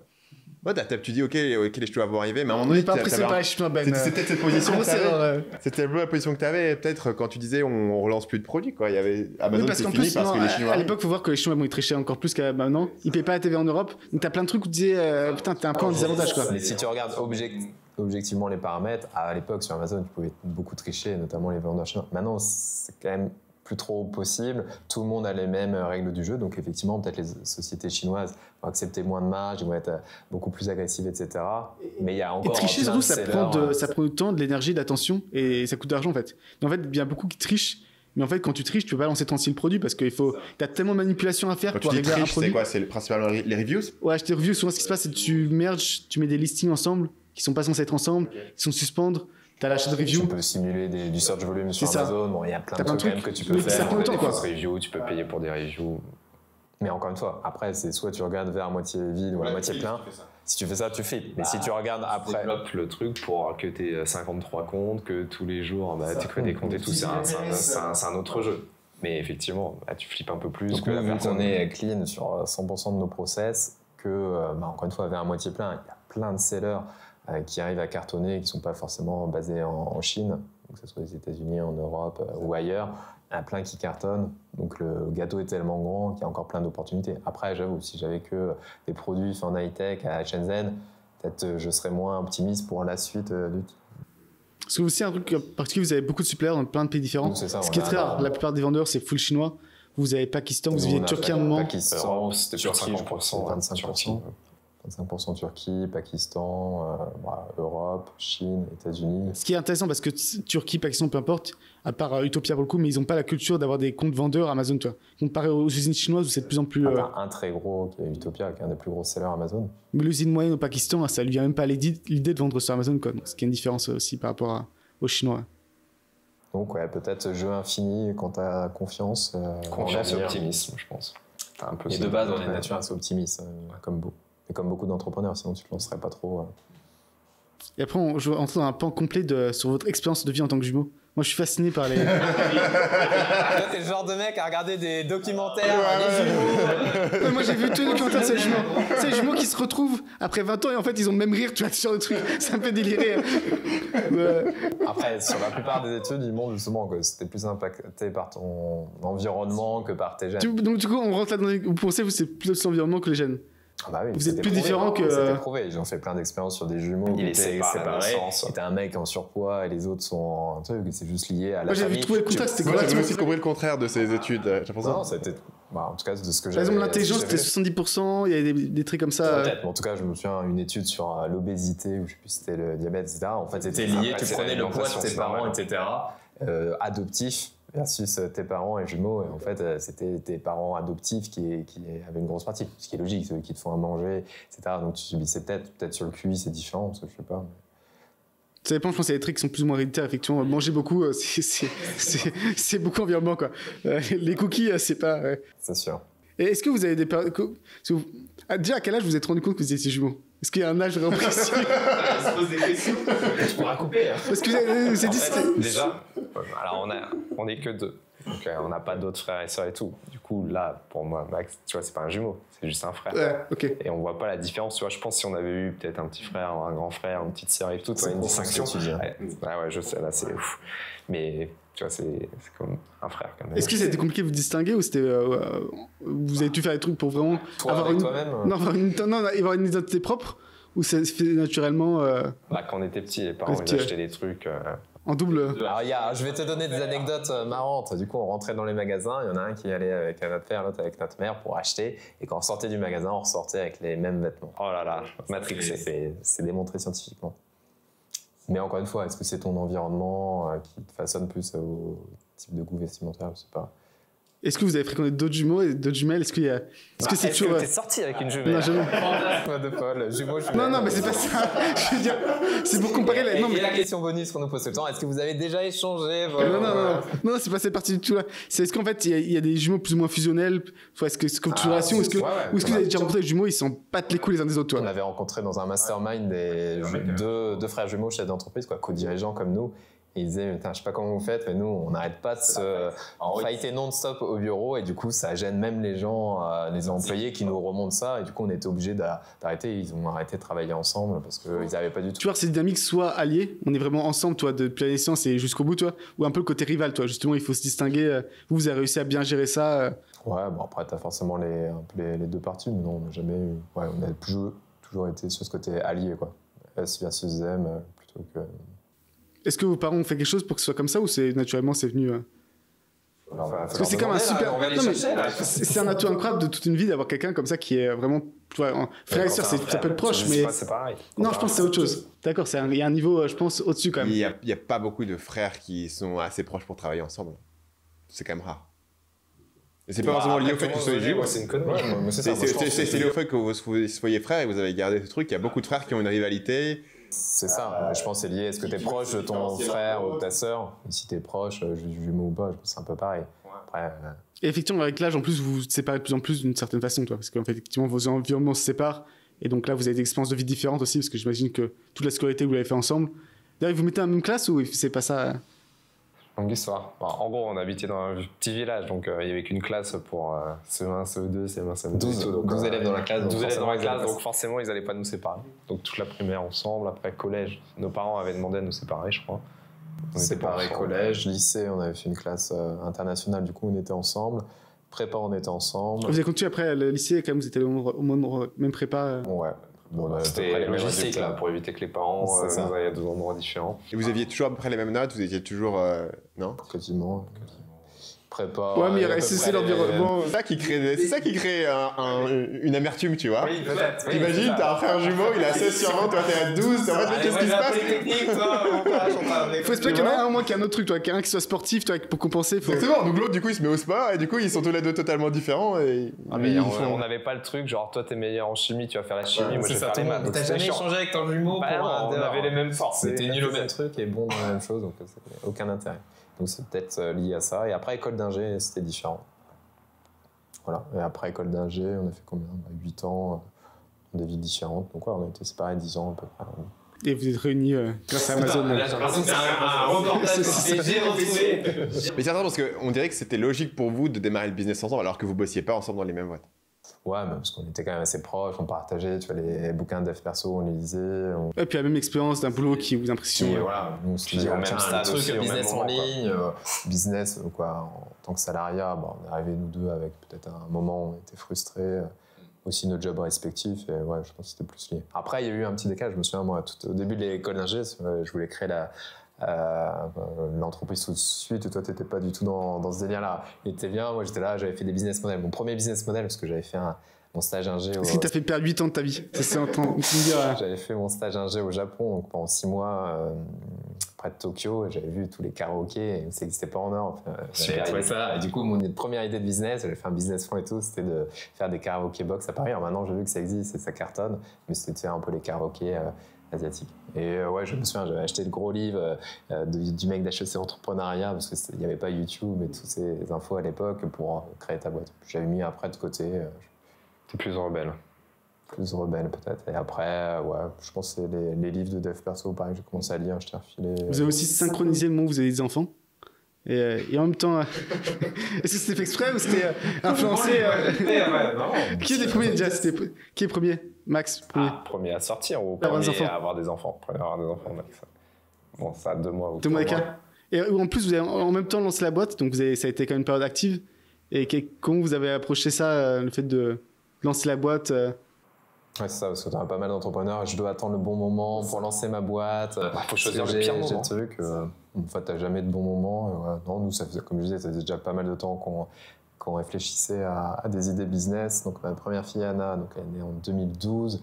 Dès 2010, c'était bouquin un peu dev perso. Et les premiers business, c'était à peu près à cette période-là. Donc, on faisait les deux en parallèle, plus taf d'ingénieur. Donc, c'est un peu comme ta rupture conventionnelle. Tu vois, c'est le truc qu'on n'a pas eu. Tu dis, t'as les enfants, bah, faut obliger que ça marche parce que là tu as une charge, tu peux te dire vaut mieux commencer à 22 ans comme ça, si tu te foires t'as pas de truc. Mais aussi c'est bien aussi un peu burn the boats quand tu as des enfants, quand tu as une maison, tu as un prêt, tu dois faire pour que ça marche aussi. Ok, ça te met une pression supplémentaire, mais ça peut être un truc aussi positif en disant faut pas que ça merde quoi. Et du coup niveau exigence et tout, tu vas tout double checker parce que tu sais qu'il faut pas que ça foire. Mais on n'était pas trop stressés, mais c'était pas le cas de notre mère. C'était pas. Moi, il m'avait dit bon, toi, à la limite, c'est ok, mais t'as pas de prêt. Là, Max, il vient d'acheter une maison. Il m'avait dit ta femme, elle bosse dans la banque, et Charlène, elle est un site, donc ça gagne pas des masses. Donc toi, tu commences, et puis après, Max te rejoindra quand ça marchera. Et la maison, c'est ça qui est stressé. Après. Ouais. Et vos femmes, elles étaient à fond là-dedans ou elles ont attendu de voir Ça faisait déjà pas mal de temps qu'on galérait tous les week-ends et vacances avec des business models et tout. Et après, encore une fois, même quand moi j'ai donné la démission, on avait déjà des bons résultats. On avait fait une première auto-entreprise, on avait pété les trucs. Après, deuxième auto-entreprise, ça marchait. Après, par contre, ce qui les faisait stresser, c'est qu'on investissait tout. Tout le cash qu'on mettait, déjà tous les économies qu'on avait fait en 10 ans, boum, en 1 an, c'était parti, ils se sont dit t'es sûr de ton truc. On dit non, mais on va tester. Et après, tout ce qu'on gagne, 1 an, 2 ans, 3 ans, 4 ans, on remet. Ils se disent, niveau de vie, 10 ans après, on avait le même niveau de vie que. Un autre truc que t'as pas dit, c'est qu'en plus, quand on a un burn the boat, c'est quand on a, vu qu'on réinvestit tout, toi, t'avais déjà la moitié de ton salaire. Moi, du coup, j'ai démissionné, mais en fait, on s'est pas versé de salaire, je crois, pendant plus de 2 ans. Pareil, moi, pendant 2 ans, c'était sur les économies. Donc là, tu pars, tu as un salaire pourri, tu diminues ton train de vie. Ça, je pense que c'est quand même un gros facteur de motivation. Là, on faisait des dizaines de milliers d'euros de profit par mois. On ne se sortait pas de salaire. Et on embauchait des mecs et nous, on ne se payait pas. C'est vrai que c'était peut-être un peu too much, mais ouais, ça a fait qu'on était motivés pour que ça marche, quoi. Du coup, vous avez des enfants à un moment où vous gagnez beaucoup moins, du coup, même pas de salaire en réalité. Et à un moment où maintenant, vous parlez de plus de choses. Est-ce qu'il y a un écart par rapport aux enfants Sur quoi? Sur l'éducation? Sur l'éducation, sur le ressenti des enfants. J'ai l'impression qu'on a la même vie qu'il y a 10 ans. Même vie, au final. Ouais, on n'est pas super dépensier, plaisir, donc non, il n'y a pas de... Moi, je n'aime pas trop la différence. Ouais. Si, plus de plaisir, plus de vacances. On aurait fait sinon le truc en remote. Là, on est à Chiang Mai. On est à Chiang Mai, dans les locaux. Faire voyager toute sa famille. Ouais. Mais Normandie, Maurice, c'est quand même même qualité de vie. C'est comparable. On a fait Picardie, Maurice, c'est sûr que c'était un gros up de qualité de vie, ça, c'est sûr. Et t'as lu Die with Zero? Non. Oh, il faut. Mon bouquin de l'année 2024. Est-ce que vous pouvez expliquer un peu le principe J'ai écouté des podcasts avec le gars, donc j'ai un peu une idée, mais... En fait, je crois que je suis pas dans le même mindset que lui et du coup, j'accroche pas. Tu refuses d'accepter la vérité. J'avais écouté un podcast de Die with Zero. J'accrochais pas trop avec le mec. Et le principe du mec, ça se base encore sur des faits. On pense toujours que plus tard, on aura moins d'argent, etc. Et globalement, lui, il a étudié plein de mecs. Et en gros, plus tu vieillis, plus tu as d'argent. Et pourtant, le mec, il est aux US. Je dis, c'est contre-intuitif. Le mec de 70 ans, en moyenne, en termes de patrimoine, il a plus d'argent que 60 ans. Alors, pourtant, il y a les maladies, il y a les maisons de retraite et tout à payer. Mais en fait, il explique avec ces chiffres que forcément, en fait, plus tu vieillis, moins tu te déplaces, moins tu te dépenses. En fait, tu as beau avoir tes revenus qui n'explosent pas, en fait, tu commences tu continues de t'enrichir, quoi. Et après, le principe, c'est de se dire, en profiter à 70 ans, à 80 ans, 90 ans, c'est pas forcément top. Et du coup, il essaye juste que les gens en profitent un peu plus tôt. Et il y a un peu des billets où tout le monde pense que ils vont manquer d'argent plus tard, ce qui est faux. Nous, par exemple, là, maintenant, avec l'entreprise, on peut sortir des dividendes, on n'a pas vendu l'entreprise, grosse probabilité que dans 5 ans, 10 ans, on ait, je pense, au moins des revenus équivalents, mais qui soient supérieurs, juste avec déjà la revente de la boîte. Mais le truc logique, c'est de dire, je sais pas, qu'est-ce qui va se passer plus tard. Mais si du coup, tu poses le dis que truc à tu vas l'extrême... toujours aller faire de la croissance et en plus, t'es pas dépensier. Comment ça fonctionne avec Die With Zero, du coup? Parce que lui, il te dit, en gros, dépense ton argent. Lui, ce qu'il dit, c'est pour ça que je dis ça a changé. Tu dois dépenser plus. La vision extrême, c'est même que tu dois être endetté lui, il veut mourir à zéro. pour dépenser plus maintenant parce que tu auras plus après, toi, pour compenser. Ça, c'est l'extrême. Mais déjà, juste de base, c'est un peu le concept. C'est en gros, comment ça profite. Nous, c'est vrai qu'on avait ce truc quand même assez économe, je sais pas, parce qu'on n'a pas besoin, on n'a jamais trop aimé les voitures, les fringues, etc. Du coup, c'est vrai qu'on dépensait peu. Et c'est vrai que je pense que c'est même pas quelques faibles pourcents de ce qu'on gagne qu'on dépensait. Là, on se dit, peut-être se faire un peu plus plaisir, notamment des vacances, des choses comme ça. C'est un bon concept là, je crois que c'est lui qui dit les memory dividends. Ouais. Tu vois, à chaque fois t'entends dividendes, intérêts composés, tu mets, vas-y t'attends 5 ans, ça fera plus, 10, 20 plus. En fait lui il dit mais t'as des trucs aussi, tu fais un voyage cette année, tu fais le voyage cette année, t'as 30 ans, t'as 40 ans. Si tu fais à 40 ans ce voyage, tu vas avoir des intérêts parce que tu vas repenser à 50 ans, à 60 ans, à 70 ans, peut-être à 80 ans quand tu vas mourir. Et en fait tu le vois comme une dépense, tiens ça m'a coûté, j'en sais rien, 5 000 €. J'ai tout perdu, mais en fait les 5 000 € que tu as dépensés, tu vas les faire travailler entre guillemets, ça va te créer des souvenirs communs avec tes parents, avec tes enfants et tout pendant 30-40 ans. Ça, je me suis dit, c'est pas con. Comme les intérêts composés, plus tôt tu le fais, mieux c'est. Donc c'est pour ça que si tu fais ton voyage à 70 ans, parce que tu vas te rappeler plusieurs fois de cet événement-là, à chaque fois que tu vas revoir ton ami avec qui tu étais parti en vacances, tu vas y repenser. Et je trouvais que le concept était pas mal. Ouais. Il a aussi 2 autres trucs intéressants. Un, c'est qu'en fait, il y a un moment pour faire les choses. Alors, on pense forcément au moment physique en se disant, je vais pas faire du ski à 70 ans. Mais lui explique, par exemple, il compare à un de ses collègues qui a pris une année off quand il avait genre 20 ans pour aller faire un backpack en Europe, tu vois. Et qui s'est éclaté, il a kiffé. Et lui, il s'est dit, moi, attends, je vais attendre. Là, je suis en plein en carrière, je vais me grossir. Et donc, il est parti faire quand il avait 35 ans. Et en fait, c'était le même trip, mais la magie était pas là, toi. Parce que t'as 35 ans. C'est ça. T'as laissé ta femme, ta gamine. T'es en backpack à Amsterdam. À fumer de la weed avec des mecs de 21 ans. T'as 15 ans de carrière dans la finance. Tu vois, petit amant, t'es plus en même délire, quoi. Donc, il a dit un mot pour tout, en fait. Et puis, le mec, pareil, quand il était rentré, son pote qui était backpack en Europe, il est rentré. Et puis, au final, il a perdu un peu de temps et tout. Il a retrouvé un boulot. Au final, tu vois, cette expérience-là, à 20 ans, 30 ans, 40 ans, 50 ans, je pense qu'il s'en rappellera un peu toute sa vie. T'as aussi le timing. T'as l'argument aussi de l'héritage, dit plus t'économises, plus d'intérêt composé, plus ton héritage va être conséquent et que tu vas pouvoir donner à tes enfants ou autres. Et lui, ce qui pique, et j'ai jamais pensé comme ça, mais c'est très très logique. C'est qu'en fait, plus tu donnes tôt, plus c'est utile. Si tu donnes des enfants quand ils ont 60 ans, ils sont déjà installés, ils ont déjà leur maison, mieux vaut leur donner quand ils ont 20 ans, 30 ans pour s'établir. Et donc, si tu veux donner de l'argent, l'utilité de l'argent, elle est jamais plus haute que maintenant. Et donc, il faut le donner maintenant plutôt qu'attendre plus tard, quoi. Ce qui a pas le sens aussi. Et même en termes de charité, c'était un truc aussi, est-ce que il y a un enfant africain qui est en train de mourir maintenant. Est-ce que tu veux dire, je pourrais donner plus à un autre enfant africain dans 40 ans, ou tu peux sauver cet enfant maintenant, tu vois. Et donc même en termes de charité, en fait, la logique, c'est plutôt qu'attendre que le truc s'accumule un peu à la SBF, mieux vaut donner maintenant quand tu peux aider quelqu'un maintenant, quoi. Et lui, il veut mourir avec zéro, mais c'est pas qu'il donne rien aux assos ou à ses enfants, mais il les donne plus tôt, quoi. Il y a un des trucs par rapport à ça aussi, c'est parce que tu peux avoir la peur de, je sais pas quand je vais mourir, et je sais pas quels vont être les frais médicaux. Donc peut-être que je vais mourir à 105 ans avec 15 ans de frais médicaux et j'ai pas l'argent pour. Et lui, tu peux avoir des assurances par rapport à ça. Ce qui explique qu'en gros, tout le monde avec les assurances, ils arrivent à... Tu verses ce que tu veux. Si tu veux. Bref, tu lis le livre, par contre, tu dépenses plus après. C'est pour ça peut-être que tu veux pas le lire, parce qu'en fait, ça va contre ce que tu veux faire. Et tu dis, il va y avoir un conflit. Non, mais même en termes de... En fait, moi, ça m'a démotivé de travailler, en fait, ce livre. Je me dis, du coup, j'ai qu'à arrêter de travailler. C'est fini. Ouais, parce qu'après, il fonctionne aussi en pourcentage, tu vois. Nous, on dit, tiens, vas-y, dépense telle partie, etc. Là, c'était arrivé à un niveau, tu vois, on faisait des chiffres, mais c'était complètement déconnecté de notre train de vie et tout au quotidien. Après, quand tu mets en pourcentage, tu te dis, mais en fait, si je dépense 4% de ce que je gagne chaque année, autant soit le donner, comme tu dis, à une association dès maintenant, etc. Je pense. Lis-le, et après, tu verras, mais je pense que ça peut avoir un impact. Parce que c'est quoi ta position là-dessus ? Toi, tu te dis, tu vas arrêter de travailler parce que tu dis, ça sert à rien de gagner plus. En fait, Dev Zero est censé gagner plus quand même avec le temps. Dev Zero, il compte comme sur le fait que ça monte. Hein. Donc, si tu arrêtes de travailler. Justement, tu arrêtes de travailler, ça monte tout ça. Pourquoi ça monte plus. L'idée. Si, c'est bon, bien sûr. C'est intérêt, mais pas autant. Lui, c'est vraiment l'idée que tu vas gagner de plus en plus Justement, c'est parce qu'en fait, moi, j'ai pas envie d'être dans le truc de dire il faut que je gagne de plus en plus pour maintenir mon train de vie, en fait. Tu vois, lui, il dit pas ça.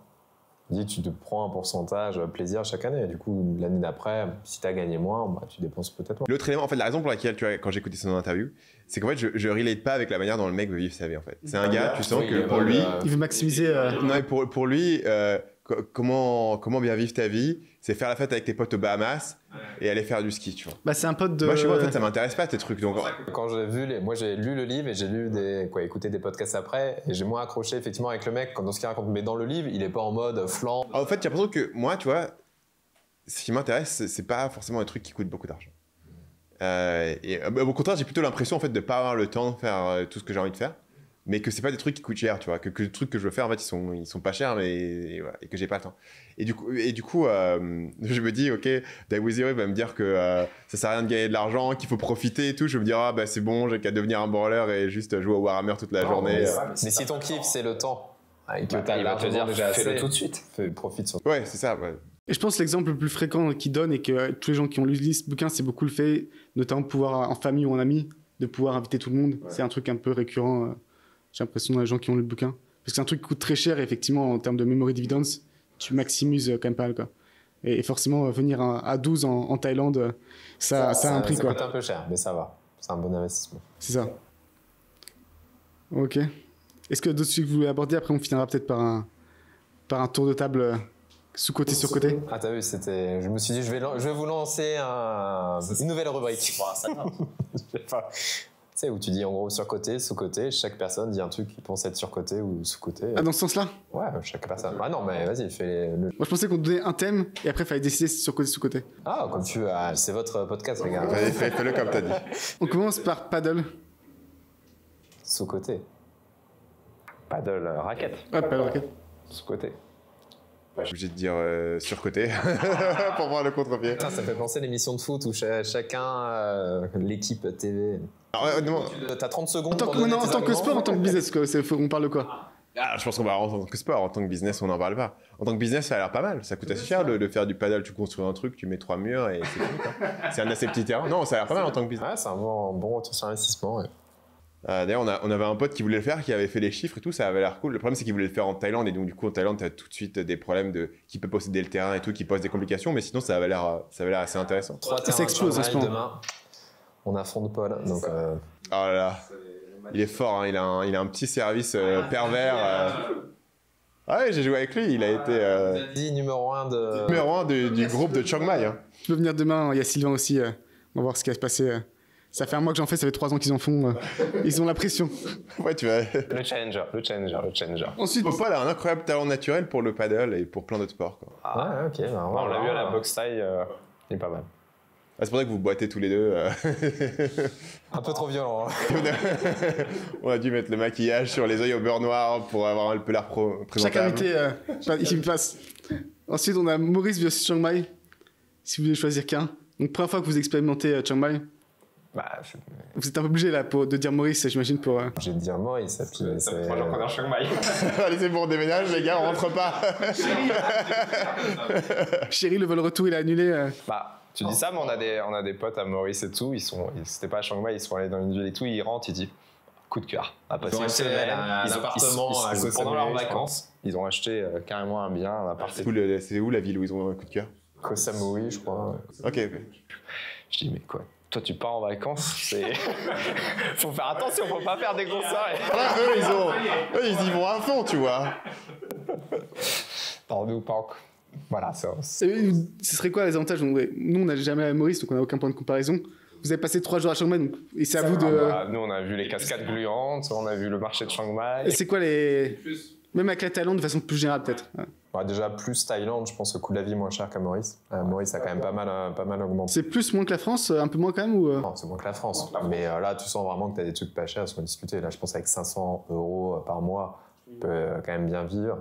Maurice, 500 €, si tu vas dans les zones, justement, près des écoles qui sont assez chères, t'as pas grand-chose. Donc, coût de la vie moins cher ici. Bon, les plages, on n'a pas fait encore les îles du sud de la Thaïlande. Les plus de Chiang Mai. Ah, les plus de Chiang Mai. Ou de la Thaïlande. Non, mais là, c'est plus gros aussi. Plus gros, voilà. Chiang Mai, c'est 1 million d'habitants, toute la zone. Maurice, c'est combien? Maurice, c'est 1 200 000 habitants. Oui, mais 1 million, mais sur la partie où on habite, donc dans le nord et tout, je sais pas, on va être 50 000, tu vois. C'est différent. Nous, on a le côté un peu ville de province où bah, tu croises tout le monde tes potes au supermarché, machin, tes collègues, etc. Donc, tu serais surpris, à Chiang Mai, le monde est petit. Hein. Ok. Donc, non, plus pour. Voilà, tu mets en positif pour Chiang Mai. Point négatif de Maurice, bah, c'est vrai que c'est quand même petit et t'avais plus vite fait le tour qu'en Thaïlande. Je pense que le temps de faire le tour de tous les endroits à voir, il te faut un peu plus de temps, quoi. Donc c'est 2-0 pour Thaïlande pour l'instant. C'est très bon. Bah, la question que ma femme va te poser avant de savoir si elle peut aller habiter à Maurice, c'est est-ce qu'il y a un H&M? Eh oui. Ah voilà, donc vous êtes validé. Voilà. une fois on était, si il y en a plein, mais une fois je crois qu'on était à Samui. Je fais c'est quand même cool Samui. Elle a fait, il n'y pense même pas, il n'y a pas de H&M, tu vois. Pour elle, c'est juste un standard de base de civilisation, tu vois. C'est comme avoir l'eau courante ou l'électricité, tu vois. T'as pas d'H&M, tu ferais aussi bien d'aller vivre dans le désert, tu vois. Non, tu vois, vous avez la civilisation, c'est bien. Du coup, c'est quoi les avantages de Maurice qu'il doit en avoir quand même? Avantage de Maurice, bah, je trouve qu'il y a le côté, les 3 langues, là, français, anglais, donc tout le monde parle français, anglais et créole mauricien, qui est la langue officielle. Donc, tu vois, quand tu t'expatries en famille pour les enfants, je trouve que c'est quand même plus simple. Pour recruter, voilà, nous on recrute facilement des personnes qui sont tous bilingues français-anglais, c'est quand même un gros plus. Là, je sais pour le boulot, mais après, cadre de vie, c'est plus, je connais pas encore assez de Chiang Mai, mais tu vois, il y a un peu ce style Chiang Mai très chill, tout ce qu'on a vu, très cool, tu vas le soir, coucher de soleil à la plage, c'est un peu l'opposé de Dubaï, pour moi. Je connais pas assez Dubaï, mais voilà, Maurice, ça va plutôt attirer les gens famille, les gens tranquilles, qui aiment bien la nature, qui n'ont pas besoin d'énormément. Donc il y a ce côté-là, je trouve, très chill à Maurice. Beaucoup plus de terrain de paddle. Terrain de paddle, je crois qu'il doit en avoir 25 ou 30, c'est pour 1 million d'habitants. Là, à Chiang Mai, il y en a 3. Je pense que le niveau là-dessus, paddle, ça va venir.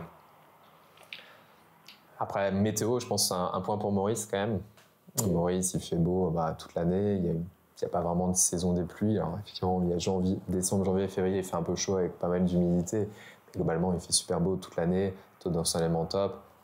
Chiang Mai, j'ai cru comprendre qu'il y avait des périodes qu'il fallait plutôt éviter et un peu partir à cause de la pollution. Qu'il pouvait faire très chaud aussi. Ça, c'est plutôt Bangkok. Ça, le guide disait ça à Bangkok. Pendant l'été, il faisait bien chaud. Là, je pense qu'à Maurice, c'est un peu plus. Je mettrai un point à Maurice pour la météo. Niveau un peu entrepreneur, il y a beaucoup d'entrepreneurs web aussi à Maurice qui sont installés là depuis qu'on y est. C'est diversifié.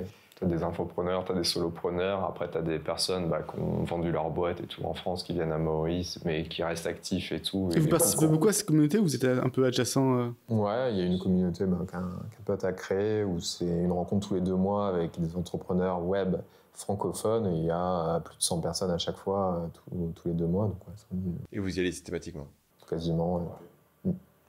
Est-ce qu'il y en a qui sont plus gros que vous dans ces communautés ou c'est... Plus gros que nous en CA? Oui, peut-être un mec. Pas beaucoup. Est-ce que c'est pas un avantage d'être un peu un gros poisson?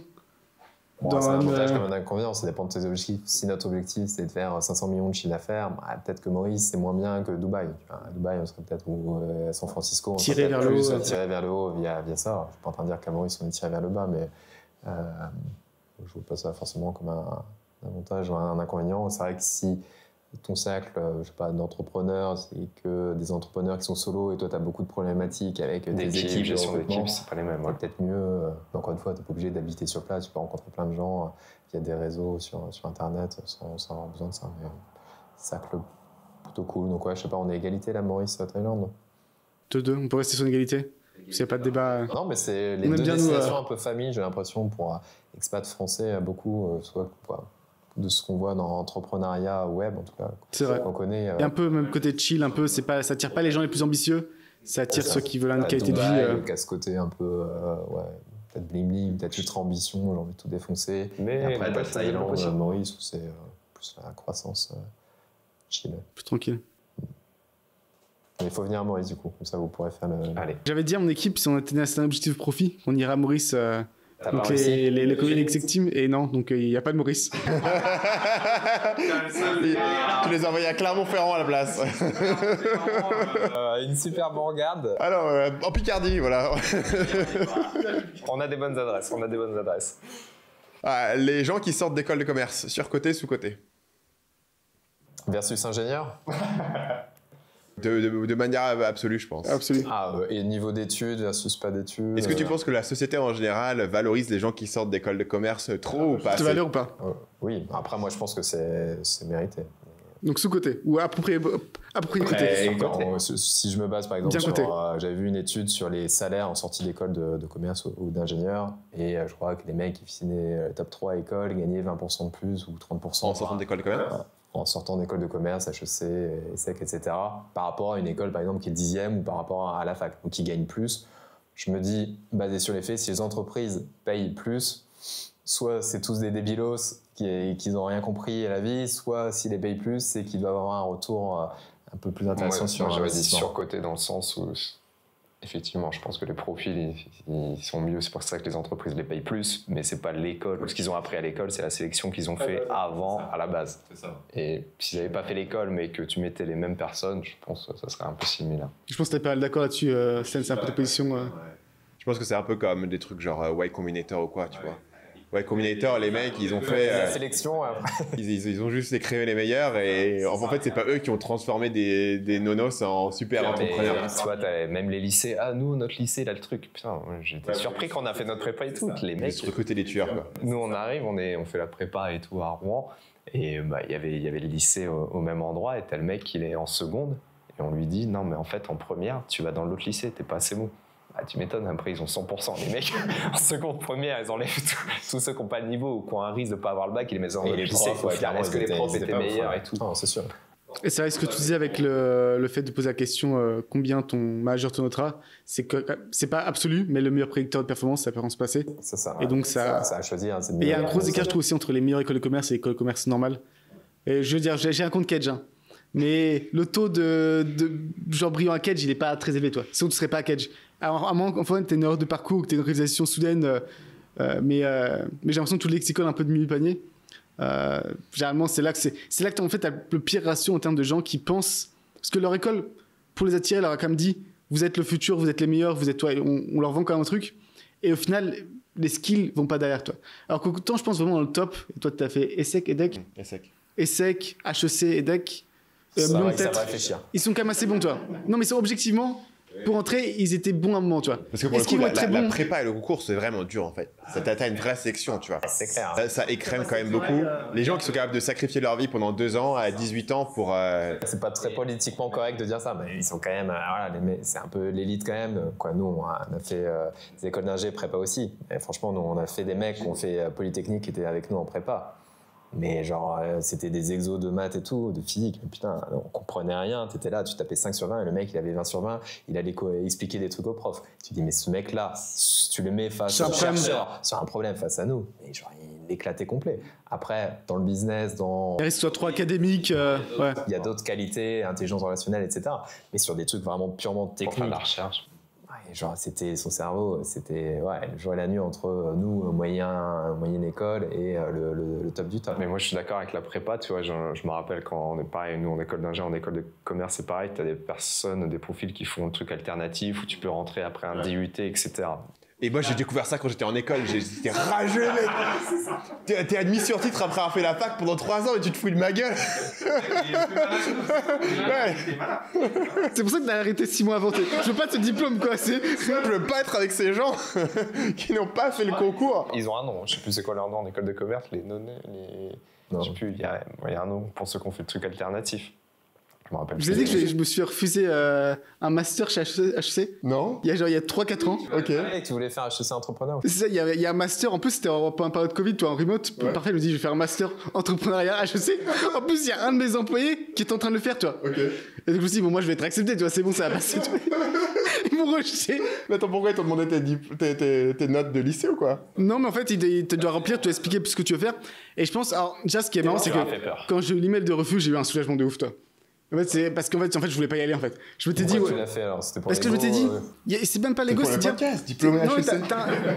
t'as un peu ce truc-là, tu dis, et si jamais il y a un truc plus tard, toi, tu dis, je reste diplôme, ça peut avoir quelque chose. Et après, non, moi, c'était plus sur un option recrutement, en fait. Je me dis, une fois que je rentre dans le réseau, toi, pour recruter, tu peux facilement, je me dis, il y a un truc logique. Et aussi, j'étais parti en mode, je vais vraiment rien branler, toi. Je vais vraiment. Et ça, tu l'as écrit dans le diplôme de la demande ou pas? C'est peut-être Du coup, un facteur. après, j'ai été rejeté, j'ai relu. Bien sûr, effectivement, ça sentait un peu comme ça, toi. C'était un peu le mec, j'ai déjà un business qui tourne. Toi, je vais pas m'amuser à faire le business plan à la con. Ah, du coup, HEC sous-côté. Tu as HEC qui a quand même des standards, qui a rejeté un mec avec du succès en se disant il va pas être sérieux. Mais parce qu'en fait aussi, en fait, ils étaient pas intéressés par les entrepreneurs en réalité. Ils étaient intéressés par des gens qui travaillaient en boîte, dans des grosses boîtes corporate et qui voulaient devenir entrepreneur. En fait, c'est une sorte de MBA un peu HEC, quoi. Après, c'est logique. Si t'es entrepreneur, c'est quoi l'intérêt de faire un master en Ouais, mais tu pourrais dire que ça leur ajoute du cachet d'avoir un gars dans Ouais. Mais je pense effectivement, ils voulaient pas un mec qui est là pour. Ça prenait combien de temps de faire le master? Bah, en fait, le gars, mon pote avec qui j'en parlais, lui, il disait qu'il passait 15-20 heures par semaine, toi. Et moi, je me suis dit, en plus, non, mais moi gros génie, quoi. Je me suis dit, c'est mon employé, qu'est-ce que je vais faire? Tu veux lui déléguer? Il a déjà fait l'année. Le mec, il connaît tout. Tu voulais juste le réseau. En fait, je vais juste lui passer mes logins. Je vais passer mes logins et il va tout faire pour moi, tu vois. Tu vois, ils sont pas trop cons, alors ils ont capté. C'est pas court, du coup. Ouais, le business de HEC, c'est de sélectionner les gens. C'est le principal truc qu'ils savent faire. Par contre, ce qui était cool, c'est que j'ai soulagement au début et après j'ai ragé, tu vois. En fait, ça faisait longtemps que je m'étais pas fait rejeter comme ça, tu vois. Normalement, et donc là, je leur demandais, dis-moi pourquoi. Et en fait, ils ont jamais voulu répondre, toi. J'ai lancé 3 fois. C'est comme... Déjà, c'est bizarre, toi, ça montre. C'était pas ton propre conseil de jamais dire aux gens pourquoi tu les as rejetés? C'est exactement. En fait, c'est exactement, ça m'arrive à l'inverse. Ils ont peut-être appelé tes références, mec. Ils ont appelé ton école. Ta prof d'anglais de 4ème. Dans l'autre côté de la barrière, toi. Okay. Et dans une expérience, j'étais rejeté par HEC pour un master entrepreneuriat. Bon, c'est comme ça, je lui dirais avec. Donc tu dirais sous-côté ou sur-côté alors? Moi je pense non, si t'arrives à avoir des gens en réalité de top école de commerce, c'est très bien, toi, je serais pas craché. Sous-côté, ok. Par contre, un petit risque académique, toi, est-ce que vraiment ils sont purement académiques, est-ce qu'ils vont être vraiment efficaces? Ça veut pas dire que c'est prédictif de la top performance. Ce que tu sais, c'est qu'ils ont la dalle. Ils ont, ouais, généralement. Pas tous, hein, parce que j'ai vu des gens qui ne sais pas ce qu'ils foutaient là, mais il y en a quand même beaucoup qui ont la dalle, une grosse proportion. J'écoutais ils se remettent moins en question. Bah ça dépend, ouais, ça peut être le cas effectivement. Ils ont l'impression qu'ils ont arrivé, qu'ils ont réussi leur truc. Quand t'as été au top du IM, au lycée, en prépa, t'as la meilleure école, tu prends quand même... Ouais, mais après c'est pas tous non plus. Alors ils en ont assez exacerbé, mais... Non, la réalité aussi c'est que ma boîte, j'ai eu quelques candidatures HEC et autres pour des internships, des stages, mais pour recruter des graduates HEC, honnêtement, il faut vraiment que je mette beaucoup d'argent, tu vois. T'entends, toi? D'accord. Qui a fait 6 mois, on n'avait pas assez d'ambition pour lui. Parce que forcément, il faut soit un très gros salaire, soit avoir beaucoup de prestige, soit un truc vraiment très intéressant, une boîte qui est en train d'exploser. C'est ça, en fait, si c'est un mec HEC, ça va être pour développer une nouvelle business unit, ça va pas être pour faire le même taf que 8 autres personnes de la boîte font. Je pense qu'il y a un peu ce côté... En fait, c'est soit boulot intéressant, soit prestige. Toi. Ils vont être prêts à travailler avec McKinsey pour le prestige, même si c'est un boulot chiant. Mais si t'as pas le prestige de travailler dans une boîte comme l'autre, plus que ça, et que le boulot est pas vraiment... c'est compliqué. Mais après, ouais, ils sont bons, mais effectivement, pas vu que. Et ingénieur, vous recrutez pas tant d'ingénieurs que ça au final, c'est ça qui est intéressant. On essaye, le problème des ingénieurs, en fait, c'est que tu te spécialises. Donc, soit tu vas dans l'IT, dans la chimie, la physique. Et donc ils cherchent même pas ce genre de boulot, quoi. C'est ça, un mec qui a fait une spécialisation comme nous, chimie, physique, mécanique, qu'est-ce qu'il va aller faire à un poste de, je sais pas, développeur produit chez nous. Et donc, c'est plus dur à un peu les attirer, même si là, on commence avec VIE, on a quelques ingénieurs, mais et pour le coup, je pense on est biaisé. Mais si on compare école d'ingé, école de commerce, on n'a pas fait top, on n'a pas fait. École d'ingé, comme la notion mais d'optimiser, quoi. Ouais, puis t'as ce côté très résoudre le problème, bullshité, quoi. Ouais. T'as pas un truc de culture G ou de philo, tu vas raconter, tu parles bien, etc. Un G, t'as un problème ultra complexe. Est-ce qu'il arrive, il y arrive pas. Et ouais, on a vu des mecs qui avaient fait des très bonnes écoles. Tu montrais un problème, franchement, qui n'était pas un problème ultra à chaud. Et ouais, ils se disaient, ça c'est le top école. Et les mecs de top 10 et d'école d'ingé, ils auraient fait ça en 2 secondes. Après, ça dépend peut-être des skills, donc ça dépend de ce que tu as besoin. Tu as besoin d'un mec qui fait beaucoup de data, produits, etc. Pas mal de data. Non, par exemple, sur Amazon, je pense qu'un G a quand même un petit edge sur l'école de commerce, même si c'est des caricatures, ça dépend. Tu as des mecs en école de coke, ils sont fans de maths, qui adorent tout ça. Et puis tu as des positions pour faire du marketing et tout. Ils sont quand même école de commerce. Et ça dépend aussi des postes. Ingé, souvent, intelligence relationnelle, travail en équipe, un peu moins bon quand même. Le cliché, c'est caricature, mais ouais, peut-être un ingé sous-côté pour les business Amazon, je pense. Je suis d'accord. Et aussi un autre truc, une autre voie qui est intéressante, c'est tous les gens qui ont fait justement tout ce qui est accounting. Je pense que ça peut être pas mal aussi. En fait, voir l'anomalie dans les chiffres, c'est pas mal aussi, ça peut fonctionner pas mal. Ouais. Et aussi qui en fait sont à l'aise avec passer des heures dans les spreadsheets. En fait, il y a ce côté-là aussi où pour beaucoup de gens, c'est un truc qu'ils veulent pas faire, qui va être plus créatif. Ensuite, prochain sous-côté sur côté, les enfants qui grandissent. Parce que moi actuellement, ils ont. Moi, mes enfants, ils ont 2 ans et presque 4 ans. Et je me dis, c'est l'âge parfait, toi, c'est l'âge idéal. On faudrait qu'on s'arrête là. T'as un peu la même pression. Non? Je dis, c'est quand même vraiment cool. On s'arrêtait là pour un 3e ou pour un. Non. Il faut que tu les frises. Toi, il cherche une nouvelle technologie où ton enfant, il a 4 ans toute sa vie. Toi, il y a d'autres âges qui. Non, mais il y a d'autres âges qui me donnent moins envie. Toi, je me dis, ils sont plus vieux. Tu vas perdre plein de trucs. Bah, moi, je veux juste sauter l'âge entre 14 et 17 ans, en fait. 14-17 ans, je dis pas. Vous, c'est quoi votre expérience? Est-ce que c'est de mieux en mieux? Est-ce qu'il y a des âges un peu plus galères? C'est différent et bien. Vous donnez la réponse bateau que tout le monde donne, c'est différent. Politiquement moins correct.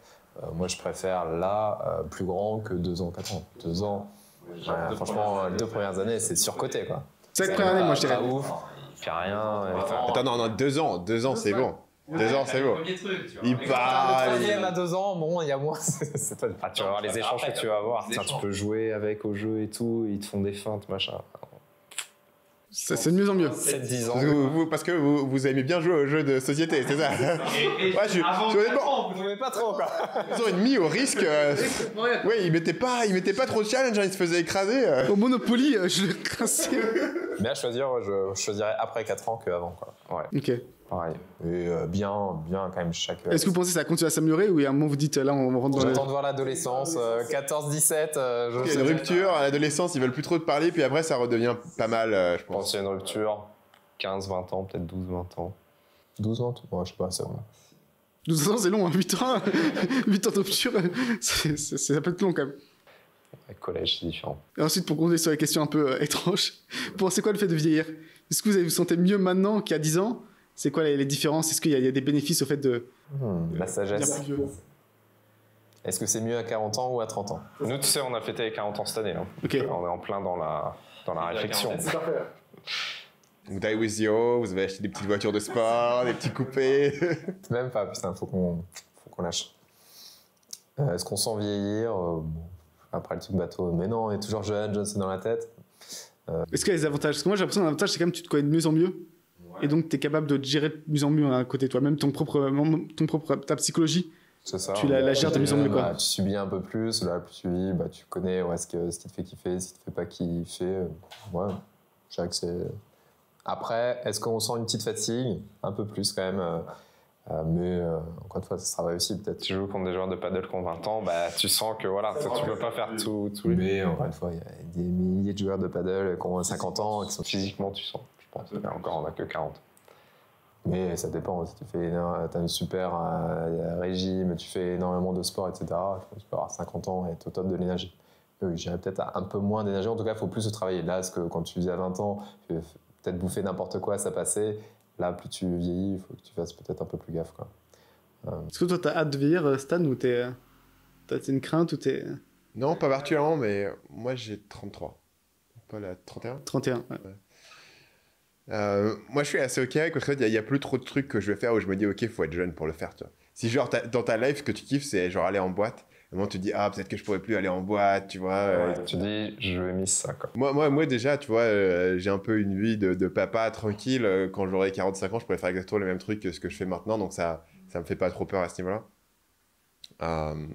Après, si tu prolonges très très longtemps, tu te dis, ok, 70 ans. Mais au final, tu vois, ce que t'aimes bien, c'est lire et t'occuper de tes enfants, finalement. Tu as d'autres trucs, après 70 ans, t'as les petits-enfants. Moi, je me dis, j'arrive. Je me dis là, par exemple, tu vois, 30-40 ans, t'as tes enfants avec toi, c'est cool. Alors je me dis, putain, à 50 ans, après, oui, c'est une autre vie, tu peux faire tes activités et tout, mais je pense que là, c'est une bonne période pour profiter. Donc, chaque âge a ses avantages et il faut en profiter au bon moment.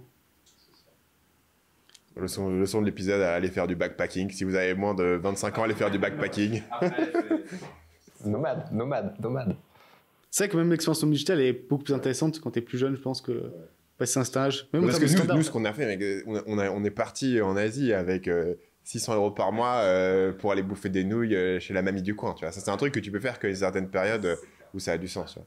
Et à un moment donné, c'est même très dur de quitter ton job pour aller faire ça. Tu vois. Faut être étudiant et après drop out pour aller faire ça. Et là, ça a du sens que du coup, ton niveau de vie, il monte un peu même. T'as une tête, du coup, waouh, j'ai mon propre scooter. Tu vois. Ouais, non, t'as ton propre appart. Tu Ton vois, propre scooter. C'est pour ça que quand il l'a fait à 35 ans. Quelqu'un d'autre fait ta lessive. Tu dis, waouh, mon niveau de vie, il a augmenté. Tu vois. Et pour finir, est-ce que vous avez des top podcasts et top livres pour... Le Trilliard. Merci. Die with Zero. Die with Zero. C'est d'autres choses... Livres récents. Vous avez cité Delivering Happiness, Delivering Happiness, trop Sur bien. les livres qu'ils ont marqués. Traction. Et Who de Scale Jeff Me Smart. Up. Who. Un livre pas connu, mais Vas-y. pourtant qu'un titre un peu... je sais pas, putaclic, mais en tout cas à l'américaine, c'est... je sais pas si vous l'avez lu, 5 Secrets You Must Discover Before You Die. Non. Donc les 5 secrets que tu dois découvrir avant de mourir, franchement, c'est un super Tu peux nous livre. spoiler ou pas? C'est quoi les 5 secrets? Ah, je vais pas vous spoiler. Donne-nous un secret ou juste Un le. secret, give more than you take. Voilà, un petit... En gros, c'est quoi le principe du livre? C'est ça qui est intéressant. C'est en gros, c'est un Américain qui va, je sais plus comment il fait son étude, ça fait longtemps que je l'ai lu. Mais en gros, il va interviewer des gens qui sont remontés dans leur communauté comme des gens, tu vois, qui sont super épanouis, super inspirants, prêts à leur communiquer. Il doit avoir un minimum, je crois, 70 ou 80 ans. Ça t'aidera sur le truc de la vieillesse. Donc, c'est que des gens qui ont plus de 80 ans, qui sont de tout milieu. Tu peux avoir le coiffeur, l'ancien chef d'entreprise, etc. Et qui ont un impact. Et il essaye, parmi ces 100, 150 personnes, de trouver le point commun entre ces gens qui disent avoir super bien vécu, etc., par rapport à la moyenne des gens, quoi. Et ils vont analyser. Donc, tu as plein d'extraits d'interviews de ces personnes-là. Donc, c'est assez intéressant. Puis après, ils essaient de voir c'est quoi les 5 secrets qu'ont fait cette personne-là et qui marchent pas. Même si c'est des trucs bateaux et tout, je pense. Il y a notamment un des secrets, j'en spoil un deuxième, qui nous avait pas mal inspiré, justement, quand tu parlais à créer la boîte. C'est le deuxième, il s'appelle Leave No Regrets. Donc, en gros, et à un moment, dans les interviews qu'ils font avec les personnes âgées, ils se rendent compte que personne regrettait avoir pris des risques, même quand ils n'ont pas marché. Et par contre, ceux qui étaient un peu moins épanouis, c'est souvent des risques. Ah, j'aurais bien aimé faire ça, quoi. Du coup, ouais, je me souviens à l'époque, attends, autant créer là, on teste l'aventure, ça marche pas, c'est pas grave. En tout cas, je regretterais pas de pas avoir créé une société, quoi. Donc il y a plein de trucs comme ça, et ouais, le fait que ce soit des extraits d'interviews de personnes assez inspirantes, c'est vraiment pas mal. Même si le titre fait un peu à l'américaine, très bon livre.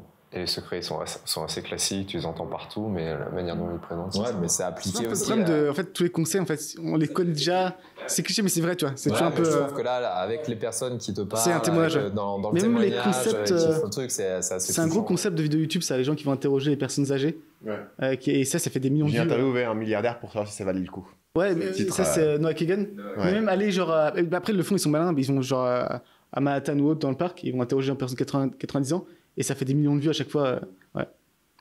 Donc, ouais, bonne reco. Après, il y en a d'autres. Mais... Et un podcast autre que le Trilliard. Je fais pas mal génération de it yourself, classique, mais quand même des super pépites dedans. Un peu moins, c'est vrai qu'on fait moins de podcasts à l'époque, on avait toute la période, peut-être comme toi, Stan, Tim Ferriss, que je crois que tu continues. Moi j'ai un peu arrêté, mais à l'époque, t'as fond Tim Ferriss, My First Millions, mais on va pas spoiler. Et après, YouTube, on regarde pas mal aussi Alex Hormozy, classique, qui bouge bien. On regardait pas mal Patrick Bet-David à l'époque. Non, il est très politique, full politique. Ouais, non, c'est devenu un peu trop politique son truc, mais il a énormément de conseils, de petites vidéos sur le management, le recrutement et tout, qui sont Parce que pareil, si t'es appliqué, ça nous parlait. C'est pareil, c'est au moment que tu lis le livre, tu vois les 5 Secrets, hein, si t'hésites à monter ta boîte, tu lis ça, putain, direct tu y vas. Là, Patrick Bet-David, c'est pareil sur Valuetainment, il y a comment fire people, comment retenir les personnes et tout. Si ça te parle direct pile poil, ça a du sens. Et dernier, que j'ai commencé à lire suite à ta reco dans la newsletter, Good Energy. Super bien. Franchement, j'ai Beaucoup d'énergie, il faut pas boire d'alcool et il faut faire du sport. Non, mais... Merde. Non, t'as tout un truc, bon, on va pas trop vous en avez déjà discuté dans un podcast précédent. Okay. Mais je recommande, super livre avec des applications concrètes. On parlait de trucs à faire après avoir lu le livre, sur les analyses de suivi, quand tu vieillis, etc. Très, très bien. Donc vous lisez pas en même temps le même livre? Non, vous avez quand même des vies séparées. C'est le décalage. Et en termes d'Amazon, est-ce que vous avez des sources d'informations? Parce que j'ai l'impression qu'Amazon, c'est tellement mort de ce point de vue-là. Est-ce que vous avez des Non. Tu vas sur Twitter à recommander. Mais en fait, Il faut que tu coupes Twitter. non, parce qu'en plus, je m'étais dit, et je l'ai pas tenu, mais j'aurais dû le faire, c'est en fait, note vraiment quand tu as une information utile en fait. Parce qu'en fait, je pense que c'est un coup, tu sais, tu as une information utile tous les 4 mois, mais tu as l'impression que c'est utile, tu vois. Juste la newsletter de Kevin King, plus MDS. Après tout ce qu'il faut, les grosses infos, elles remontent quoi. C'est ça. Et puis franchement, c'est 3/4, c'est que des tricks. Ça. Regarde le nouveau TikTok, regarde le nouveau machin et tout. Mais putain, genre, c'est simple. Ce qu'il faut faire, c'est boring, c'est le truc. Un produit qui est est pas cher, un produit, machin, un truc à optimisé. apporter de la valeur. Et ouais, là, putain, moi ça m'avait fait halluciner à Barcelone l'année dernière. T'arrives à chaque table, c'est quoi le trick, ça, la secret sauce que t'as découvert cette année? Moi j'arrivais à chaque coup, mais putain, en fait, moi j'ai rien. Mais comment vous avez fait pour lancer 40 produits? Bah, on a fait la même chose que ce qu'on a fait pas cher, tu mets de la pub, ça marche quoi. C'est vraiment le pas business, c'est juste, tu as le levier le plus évident, et en fait, il faut juste tirer le levier le plus évident et le faire tous les jours. Et je pense pas qu'il y ait tant de nouveaux trucs. En tout cas, je suis sûr que ça remonte. Alors, il y a plein de choses qu'on va tester. Il y a des mecs qui commencent à avoir pas mal de résultats. Faut regarder. Mais sur Twitter. ouais, ça va remonter. On va être sur TikTok à la place, du coup. C'est beaucoup mieux. dopamine, c'est parfait. Produit sur TikTok Business. Ah, ok. Mais par contre, vous avez été très bon là-dessus. Vous jamais vous distraire, pas partir à droite à gauche, pas tenter. Ça, c'est. Vous dites, il y a un truc qui fonctionne, on fait le truc qui fonctionne. Ouais. Après, oui, effectivement, c'est souvent notre première leçon qu'on nous demande un peu des conseils. Nous, on met toujours le truc du focus en premier. Je pense que par rapport à la plupart des gens, on est toujours resté focus sur les datas, on voyait ce qui marchait, on continuait à faire ça. On ne sait pas trop. Quand il y avait des nouvelles opportunités, à chaque fois, on essayait, par exemple, à vendre nos propres produits en dehors d'Amazon. À chaque fois, on essayait de faire un peu une due diligence. OK, ceux qui vendent en dehors d'Amazon, c'est quoi le pourcentage de RCA? Quelles sont les ressources qu'on doit mettre en place? Et souvent, c'était pas ouf, pourtant tout le monde le faisait. Donc, tu vois, là, 10 ans après, alors quand il y a des marques, on vend des millions de produits chaque année, on les vend toujours pas en direct. On pourrait faire certainement, peut-être, je sais pas combien tu fais, quelques pourcentages de notre chiffre d'affaires, 2%. Mais pour nous, faire 2% de plus de CA, bah, c'est mieux de lancer des produits, tu vois. Donc, ouais, Je pense que vous avez raison là-dessus, 100%. On a été assez focus, même si on n'est pas parfait. Et puis la notion de risque comme avant aussi, je pense. Je sais pas comment tu ressens vis-à-vis d'Amazon, la suspension, le machin, ton compte il peut sauter, etc. C'est plus stable. En plus, surtout quand tu fais rien de mal. En fait, il y a aussi ces facteurs-là. Quand tu n'as rien à te reprocher, tu ressens moins ce besoin de te diversifier. Des fois, si tu avais fait tout nickel, tu pouvais quand même te faire sauter pendant. Ouais. Ah, ça peut plus arriver. Donc, Amazon, c'est l'avenir. Sur ce, merci les gars. Merci à vous pour l'accueil. On reviendra. Et à la semaine prochaine. Bye bye.